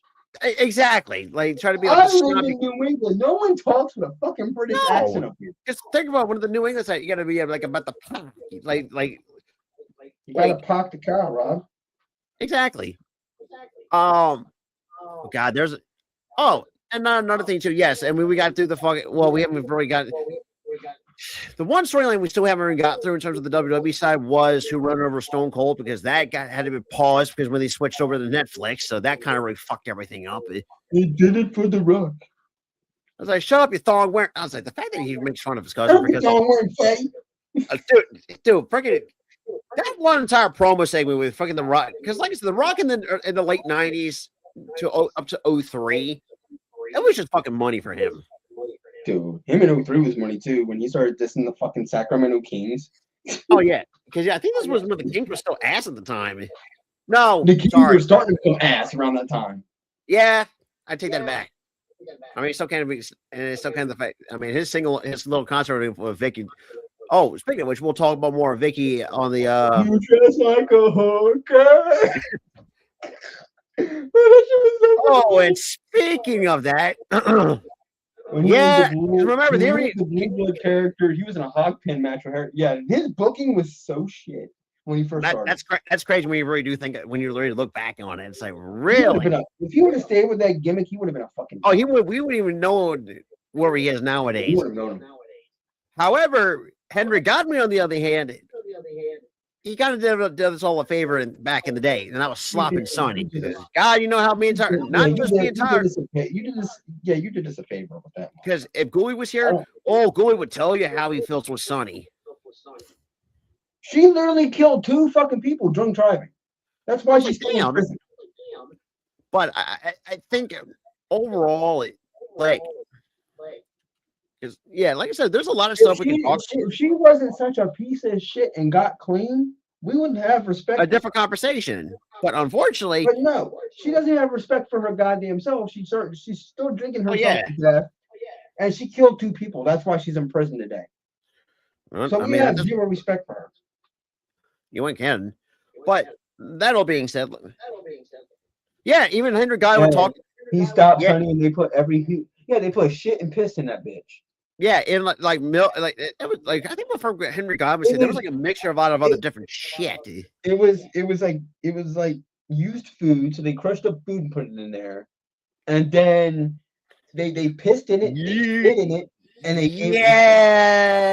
and I'll forget about that. She's also a piece of shit for that too. The fact that you cheated on somebody, fuck you for that. And then you wanted to cry your boo-hoos and go on this mental fucking health issue also because he died. You broke his fucking heart, you idiot. Is he? No, because I don't think he's no longer with us, is he? Or that's what I think. Or is that Chris Kingdom thinking of? He had a broken heart and died. He had a broken heart and died. Also, do not get me started on the Chris Kingdom crap because that really pissed me off. Yeah. And you can tell when I watched the one Undertaker podcast when he talked about it, like dude sounded like he was hurt, like he was so upset of what was going on with Chris Canyon. Or is it Chris Candido who I'm thinking of that came out? It was Chris Canyon because he everybody for years was saying that Undertaker hated Canyon for being gay. That's why he did that chair shot. Oh no, God, Vince told him to do it, and Undertaker did not want to do that. Yeah, because it was pretty much like I remember you and I talked about the Undertaker was like, "Man, you want me to hit him hard as hell with this chair because he's gay? You're a piece of shit." Yeah, and it really shows how, and we still feel that way. And Undertaker got choked up talking about that story because he was like, "I did not want to do that shit." Because him and Cranny were really good friends at the time. They were really good friends. They were buddies. Yeah, it's like, you want me to hit my buddy because he's gay? Hell no. Ugh. Yeah, I remember. But really, yeah, he had the blood clot and he died there. But really, I think it was also a combination. He had a broken heart too because of the whole Sonny shit. Shit. If we talk about another one who broke his leg badly, goddamn Psycho Sid, and God, he snapped that bitch in half. Oh, and that was fucked up with WWE did to Kenny. And I still hold a grudge with WWE. Oh yeah, dude, just for doing that. Shit, why the fuck? Why would you make this motherfucker come out singing fucking Gorgeous George shit and have him taking a fucking goddamn a massive chair shot to the head in the same segment because the motherfucker's gay? That rubbed me the wrong way. Oh yeah, when I rewatch that segment, I get pissed. and I said, man, I really do feel bad for Taker because there's dude, yeah, his heart was fixed after he was in TNA, but he still died of a broken. Like, I'm talking in more figurative, more. I'm not talking about the figurative shit. Figuratively, he died. Oh yeah, we exactly. But still, Sonny was probably the reason why. God rest Chris Candido because fucking Sonny, stupid we don't like bitch. The long story short, we don't like Sonny. But back to the Canyon thing and the Undertaker thing. Do I blame Undertaker for it? Fuck no. Vince McMahon, all the blame goes to you, buddy. Yeah. Hell, you still blame Vince because he was another him and Russo were the two that killed Owen Hart in 1999. You fucking forced this man to try to fucking do a fucking rappel down the fucking ring, and you gave him a weak ass fucking tie, one of those clip tie thingies. Yeah, and the harness was not that great either. The harness was absolutely weak. The man fell to his death because you forced him to do that fucking thing. And the crazy part is too, not just Martha fucking hates you, Brett still holds a fucking grudge against you for all this because that's his brother. Yeah. Brett doesn't like you. And I know y'all kind of really. He only returned to bet. He didn't return to like you, Vince. He fucking returned just to say sorry to Sean and maybe work with you. He only returned to say sorry to Sean. Yeah, because and hell, I mean, oh yeah, like I said, we could all be on the university agree with that thing. And also too, like nowadays because all this and when it was like all these news sources are reporting that he almost died in a fucking car crash, I'm like, I'm not even sad about the shit. Because all of the dumb shit that you did over the years, you should have got sooner by somebody. Because you're an asshole, Vince. You're an asshole. I'm talking about McMahon. I'm talking about McMahon, by the way. And also the fact that you sexually assaulted multiple fucking women. God rest Ashley, I'll tell you that much. That's a whole different. Also, well, Ashley, she was assaulted by a soldier, which I hope that motherfucker don't get no respect. Fuck like you already disrespected the uniform, anyways. Also, the fact that you sexually assaulted a fucking ref and nothing was done. The fact that you sexually assaulted a fucking co-worker in Janelle Grant and nothing was done. And that's been shit. And there was another skin. There was a rainbow skin. I'm gonna say this right in the camera right now. I have no goddamn sympathy that you almost died in a fucking car wreck. Because, like I said, we don't really wish anything worse on the. Because like Vince is one of those guys. It's like he's been. And also to Shelly Martinez, aka Ariel. Fuck fuck her too. That's kind of crazy. Telling people that Janelle Grant asked for the shit. No, she didn't. Get fucking real. But besides that, also, we're gonna wrap. Brett doesn't like. Yeah, that's what happened. I forgot about Brett. Because she didn't want Owen to be in the Hall of Fame, and Owen deserves it. The thing is, though, Brett does have a point, but I honestly think he should be in now because Vince is gone. He is not in the company no more. He has been fired.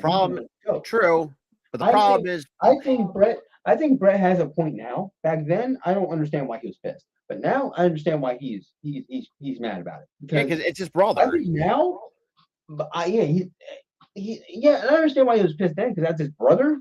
But I do see Martha's side of the thing. But here's my thing: Triple H didn't have nothing to do with it. Stephanie didn't have nothing to do with it.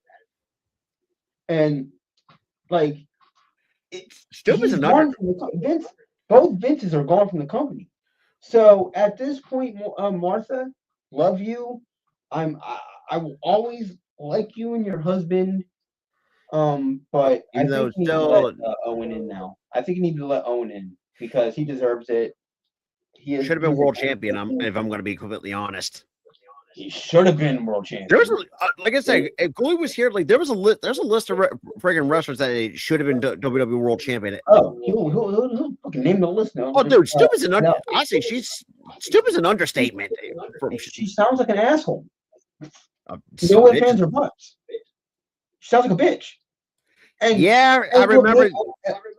Yeah, and what pisses me off about her was that I liked her growing up. I liked her when she was. Now we're kind of. Now, and I even followed her on. I happily followed her a year ago on fucking Twitter. I'm like, oh shit, Arrow's on Twitter, cool. Followed her, and then she pulls this shit a year later. I didn't hear about it until freaking Tyler texted me. It's like, huh? I'm like, you need to well, that's really well. Then again, that should tell you how oblivious I really am sometimes. But then again, but back to Owen. Yeah, Owen would have been an awesome world champion. Awesome world champion. And yeah. Frank, and I know for a fact that Owen had a title match the same night as his WrestleMania 10 match with Owen. I think here's how I would book the two matches at WrestleMania 10, right? I would have the WWE Championship match, WWF at the time, championship match, go on first. Have Brett win the shit. Then I would have, the first match go to Brett, but have this long fucking blood feud with Owen. And at the end of that feud, Owen wins the title. Owen would win the title. Shit. I mean, I think it would have been great. It's just I feel like, and Owen like nowadays kind of set this. And you really do think about it, he kind of pretty much defined what it means to be a family man. Because nowadays, we're seeing people nowadays, men and women who in WWE who are parents, like they're focused more on the family's aspect of things than they do on the wrestling. So I mean. And also, but we also got to give credit to Triple H too, because he allowed back then when he would have been great now. If he would have came back for like a run in the 2000s, it would have been cool. Yeah, I think he probably would have been done around like 03, 04. I think around he would have been done 03, 04, but he would probably randomly have stints. He probably would have been like semi-retired if you think about it, and then he would go into full retirement by like 08. 09-ish. And that's he did. Kurt Angle talked about it, and he said it was it was like Kurt Angle beat himself up. He's like, man, I wish that match was on television. Dude, that would have been probably one of the greatest matches of all time if it was a televised. It would have been a great match. But seriously though, I think Owen would have been out of the company by like 08, 09 if he was still alive. He would have been semi-retired, but he would have been out of the company by 08, 09. But I still think that we'll have him on a Legends deal of some sort, and have him like come out of his like appearances, like and shit like that. That's how I would. He would come out for appearances. He'd probably do a guest ref spot at some point and do that. He would probably guest ref one of Natalia's matches if he could. And the thing is too, it's like we were talking about in terms of the wrestling families. Look, you got the Hart family who, I mean, they gone through a lot of crap. I mean, they haven't lost Owen, they lost Jim, the Anvil Neidhart was another one that God rest his soul. The only one still alive is Brett. The only one. Yeah, especially out of the Hart Foundation. That's the crazy fucking thing. Everybody in that faction is dead except for Brett. Because Brian Pillman Sr. was taken way too soon from a heart condition. Yeah, he had that heart issue. Oh, well, and top of another. Kurt wrestled Brett and Owen on top.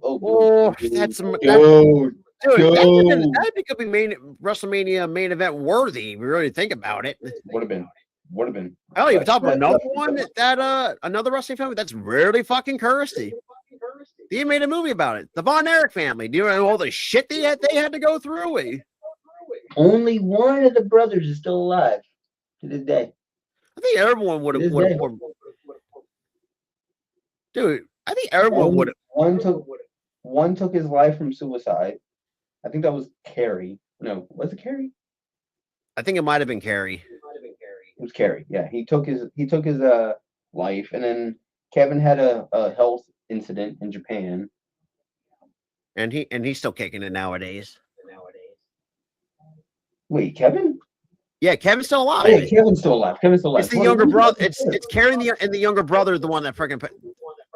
Carrie and the younger brother. Yeah, Carrie and the younger brother. I know the younger brother ended up. Yeah, the younger brother ended up going to Japan and dying in this fucking hotel room. Even though that's still one of the greatest documentaries that A24 has ever fucking made. That's called The Iron Claw. Even though it's depressing us all damn hell. Bro, I cried. Oh, and none. I was gonna say. I wouldn't even. I didn't even know the fucking Von Erichs like that. But I wasn't even alive when they wrestled, bro. No, because that was during freaking when Rick was at the top of his game in the 80s. Yeah, that was when Rick was on top. Let's think. I would have been in so much trouble with my mom back then if Kurt wrestled Brett and Owen at WrestleMania, fucking yelling and screaming at like 10 o'clock at night. Yep. Pretty much. Like I said, yeah, go to damn sleep. It's 10 o'clock at night. You got school in the morning. Oh God, I know. Me and Tyler have been on the end of those every once in a while. No, I've never yelled and screamed and had to get yelled at to go to school or go to sleep. I love it. Like I said, we're gonna wrap this up because I gotta get ready for work in the morning. But overall, we appreciate anyone that's coming in or just finding this for the first time. Like I said, we do this for shits and giggles, pretty much as a hobby. Credit to COVID for that. But put it this way, like Rob said, put it this way. The reason why we started this shit, COVID bored the shit out of us. I am definitely thinking. He would have told me no more pay-per-views. Yeah. Because remember back in the day when pay-per-views, it was a luxury. You have to call your cable company. Luxury. See, we were different because me and Tyler, we got 1 hour to watch wrestling before we had to go get ready for. Here's how the rules broke to my fucking family, right? During the school year, right? When it came to Monday Night Raw, because Monday Night Raw was from 10, yeah, $49.95, about $50. Yes, yeah, that was what it was. But back when I was in school in the 2000s, I feel old saying that fucking phrase, by the way. Back when I was in school, when I was a kid, Monday Night Raw used to be, and you'll probably remember this, Tim.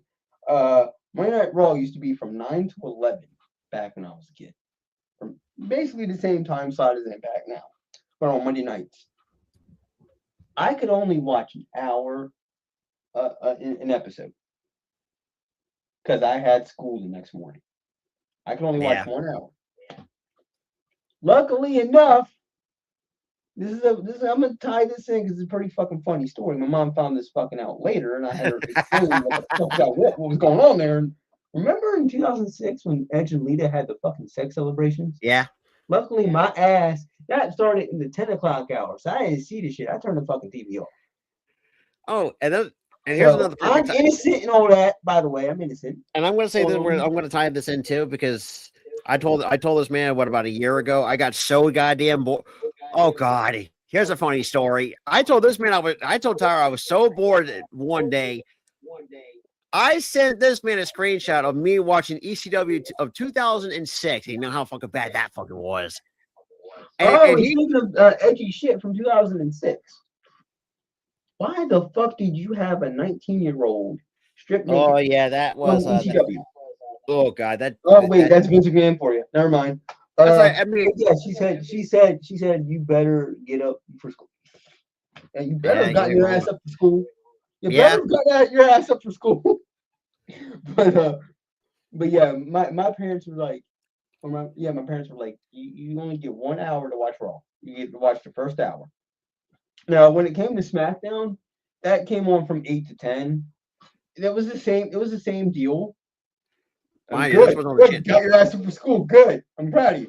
I think we all did as kids at the time. Yeah, we got our asses up. However, with SmackDown, on the other hand, we did have a little bit of pushback for a while. But hold on. But even it was like for SmackDown too. Like when it was on Thursday nights from 8 to 10, I can only watch 1 hour. Then they moved to Friday. I finally get to watch the whole show.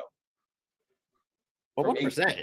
But back when I was a kid, I could only watch an hour of those shows when they were on Thursdays and Mondays respectively. But luckily, I only got to see the Thursday night SmackDown from like 03 to like 05. Even though it's kind of crazy because we've been more. That's still crazy, really, to think about that SmackDown was on the Thursday, not a Friday. But then again, it was on Thursdays again around 2015. Yeah, So, I completely forgot about that. That back one. a little bit. And shit, dude. And then they moved it, and then they just randomly moved to Tuesdays. I'm like, what the fuck, Tuesday? I mean, shit. That's when they freaking put EC. Yeah, that's when they freaking put. That's when freaking ECW 06 was on. Oh God, yes. They had a wonky, but they. Oh yeah, UPN. Remember oh my God, yeah. Yeah, those were the days on free on actual. I like free this guy. television. He's bringing up our childhood. He's bringing up our here's the thing, childhood right now. Here's the thing, young bucks and the new generation. If you don't know what UPN is, it's pretty much what the CW is now. It was pretty much our CW. You know what the CW is really, guys, for you youngsters? UPN, the WB network. Boom. That's CW. Yeah. That's kind of crazy to really think about. Yes, you youngins. Warner Brothers had a TV network. Which was kind of weird because but then again, they also had like their old slate. I forgot too. They also had their slate of cartoons from back in the day too. I remember correctly. The WB Kids. Yeah, WB Kids. Saturday morning. Kind of funny too. I still remember some of the cartoons that oh God. I mean, obviously the one I see the was my bitch. God, I remember binge watching Yu-Gi-Oh! A lot as a kid growing up, and I still do it to this very day. That was on 4Kids. Remember 4Kids? That was on 4Kids. Yeah, and mind you, remember that's Yu-Gi-Oh! in that during that time was heavily censored. Because I remember clearly. Because I haven't read the manga, but however, the manga they actually showed the two bodyguards that were trying to get Kaiba at one point. They actually literally had guns drawn in the manga, but they wanted and they had this heavily censored that shit. Yo, you think kids can't handle the strap? I not back in the day. Kids can't handle the strap. Oh, dude. 8 to 10, WCW on TNT, WF on USA. Yep.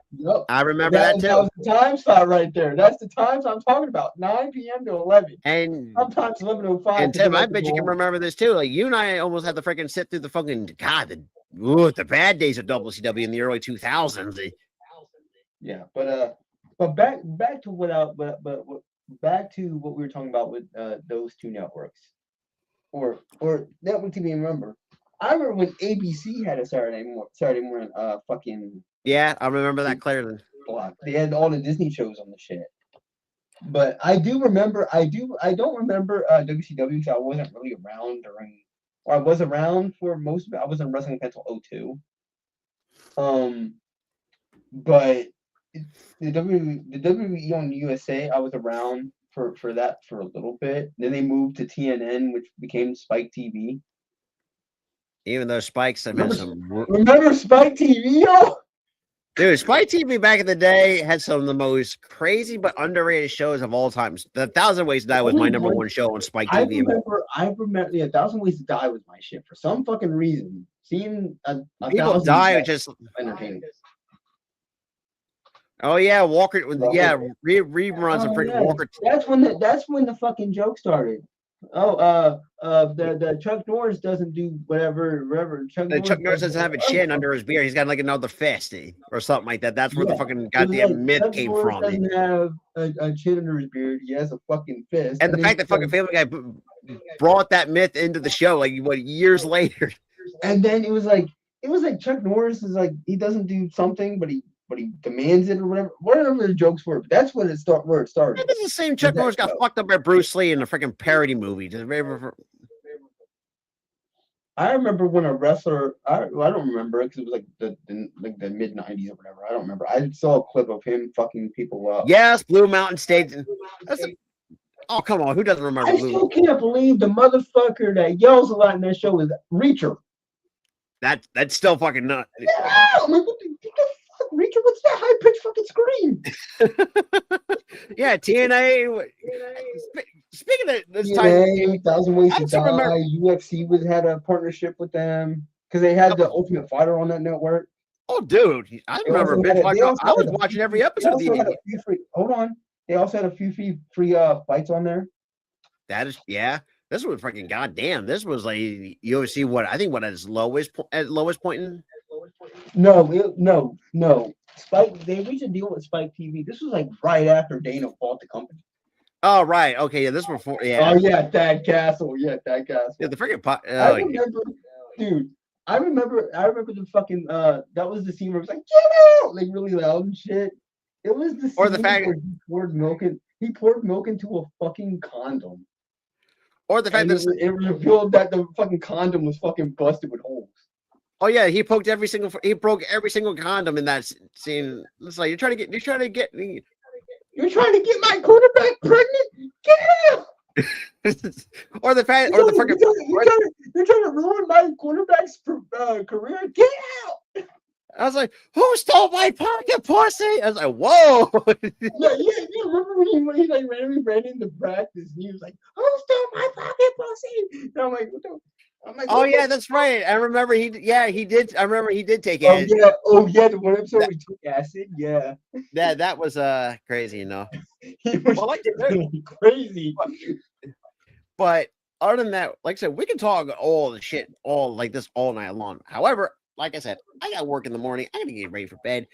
But like I said, we'll be back in again for the go home show. Remember, But Thursday. so for the rest of upcoming shows this week, you're gonna see us again for the go home show of SmackDown for the Elimination Chamber on Saturday. Sunday could be up in the air. I know it says off, but that could be up in that could be anything. We can just throw together like we normally rarely ever do. Sometimes when we get the itch to make something or stream something, we do. Even though most of the time we usually just take the Sundays off and get refreshed for the upcoming week. So that all being said, we appreciate all the new people that are here or still hanging with us. Hey, look, we appreciate that as well. And I'm watching your channel from now. Hell yeah. And Tim, you bring the vibes here, buddy. You bring the vibes. Because here's the thing, I'm going to say this too before we get out of here. Wait till Goey comes back on, because once you get to see Goey for the first time, it's going to be even fun. It's going to be fun with that. Oh, it'll be more fun with Goldie because Goldie, he likes to bring up the older stuff and stuff. Oh yeah, when you talk about a guy that knows more wrestling in his life, Goey is your man. Yeah. But that all being said, we appreciate all the new people that were coming in or just found us for the first time.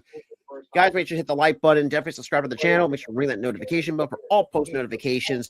And that being said, we appreciate what we've been trying to give to y'all. Also, please, for the love of, if anybody is having problems in life or you're feeling a different way, talk to somebody. Please. Oh, Rob, we're back to 2. We are back to 2. Wait, yeah, we're back to 2. You're back to 2 subscribers. We're 2 away. 2 away, y'all. And also, and definitely, the thing is too, and definitely share this out to a lot of people and get some more eyes. Because, like I said, we try back to the mental, but let's get back to the mental health thing because I kind of cut you off because that was kind of a dick move. I'm sorry. Back to the mental health thing. If y'all need somebody to talk to, please do. There's been a lot of NFL deaths via suicide this year alone, and reporting that it hurts us because we felt like that before. Oh, absolutely. And we want to urge you, sports fans and wrestling fans, that if you need to talk to somebody, you can talk to us. You can talk to, and also you just reach out to somebody. Or shit. I love you. We respect you. We want you to be okay. Please talk to somebody. Oh, it definitely does. And that's the thing. And the thing is, too, Tim. I'm proof of that. I went to therapy. And here's the thing: we do. And the thing is, too, like anybody that's new here, like we do charity trains depending on the month. Because what are we in February? Because what is March? I know March was what, autism awareness. Hold on. March. Awareness Month, whatever the hell that is. It's That's Women's it. History Month. So we never had a stream for that. I know we had a Spina Bifida Awareness Month because that's what I have. And we did a couple That's, suicide awareness ones too. Yeah, but Spina Bifida Awareness is around the same time as breast cancer. So we do 2 in 1 month. So all of our awareness month streams have been for like 1 month. It's like, and that's October. Yeah, because October is pretty much the suicide awareness month. I think we did a suicide awareness. And I think that's usually in September, if I'm not mistaken. That's in September. And we already did that. Yeah, we did 2 of those actually. Now when I think about it. Yeah, we've done 2 of them. We also did 2 of the breast cancer and the. Oh right, yeah, we did. I forgot about that. Yeah, we did breast cancer and spina bifida awareness. I think we should do something for autism awareness. That's the disability that I have, so that's why I do it. And also we also do something for him because he has autism. So we do. Yeah, I know it doesn't really look like I have it, but yeah, I'm on the high functioning end of the spectrum. You're on like the lower end where it's like it's not. I'm on the high functioning end of the spectrum. A lot of people don't realize that. Facts, there, buddy. Facts. Oh, absolutely, 100%. People are dying way too young, man. They're dying way. Oh, too absolutely. Yeah, like I said, because but like I said, and it's like please take care of your mental health because I would say usually I know the holiday, and I know I know we're dragging this out. I really think the two major shitty months, or the 2 major shitty holidays or they're actually 3 shitty holidays for mental health is Christmas, New Year's, and Valentine's Day. Those are the 3. Oh yeah. Because people feel alone, they don't feel like they're worth anything because, Ugh. Oh yeah, why are these couples hanging out on Christmas, or why are these couples hanging out on? So a lot of people are feeling alone because of that. Which you got to realize Christmas, New Year's, and Valentine's Day aren't necessarily about fucking. I had talked to therapy when my dad came in. Yeah, I understand why. I am so sorry. We are so sorry. Like seriously. seriously. I've had loved ones that did that, and it is. Hey, look, I'll admit this too.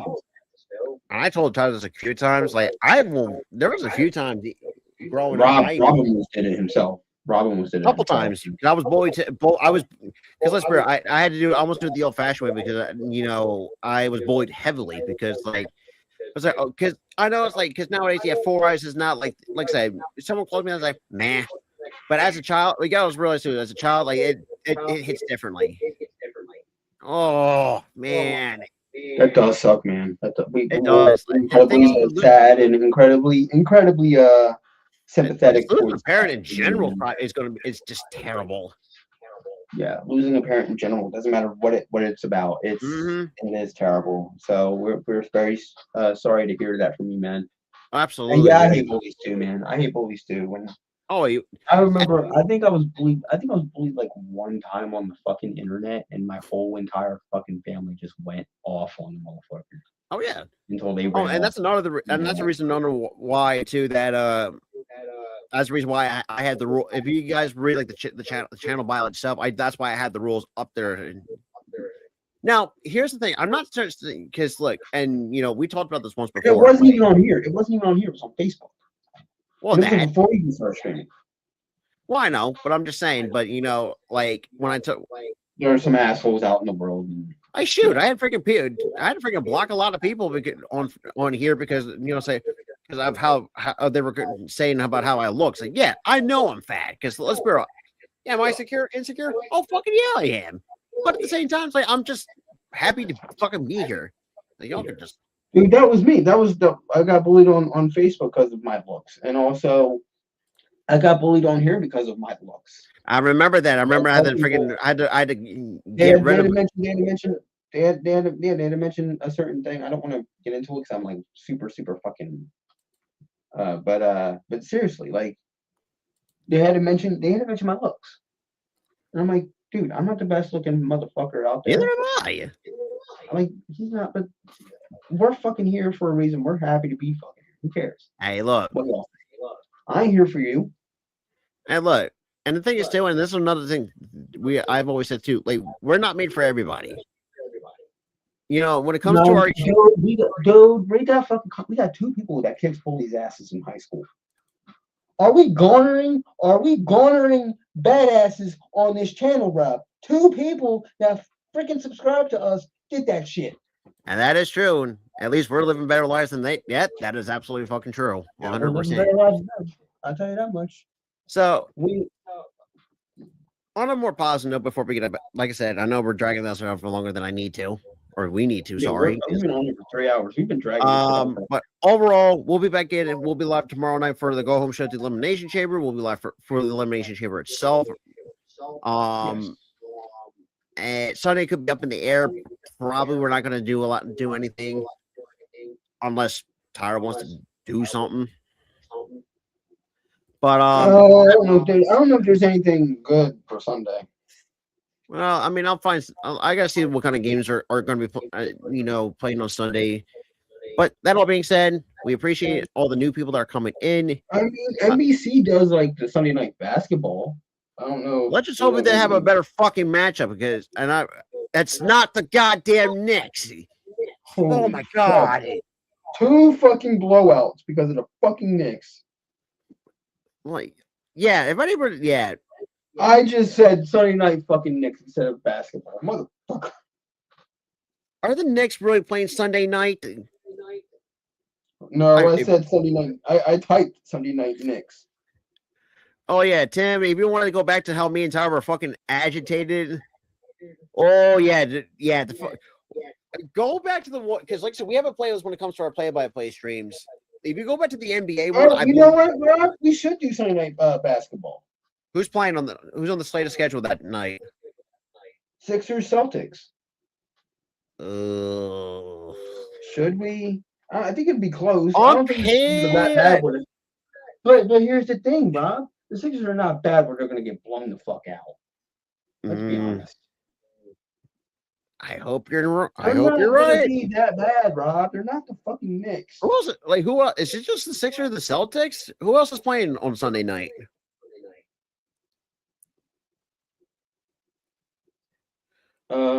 There's 2 options. Or no. There's potential games coming up. I don't know if it's like ESPN or someone's gonna be ESPN, but you really want to do a different game?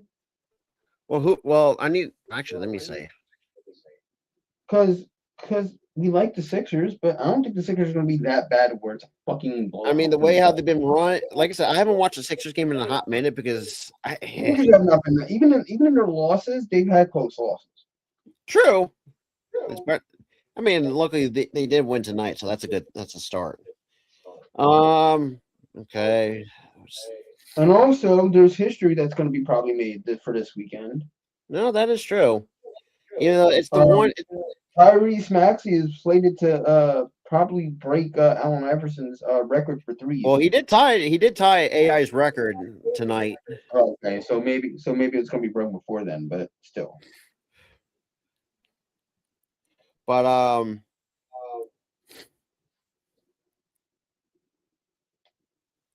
that all being said, yeah, well, I guess we'll do Sixers and Celtics. So that all being said, we'll see you guys even on Sunday night too. So we'll give you a whole weekly schedule. I mean, if you want to, it's up in the air. Hey, shit, I'm down. It's better than fucking sitting on my ass doing nothing on a Sunday. Shit. Well, other than going to baseball practice, but that's not so. My ass doing nothing too. So. Well, then again, I'm going to be home anyways. We're running after 1:30 because I'm be done baseball practice. We're about to ramp it up for the spring season. So that all being said, good night, everybody. I gotta go to bed. Peace, y'all.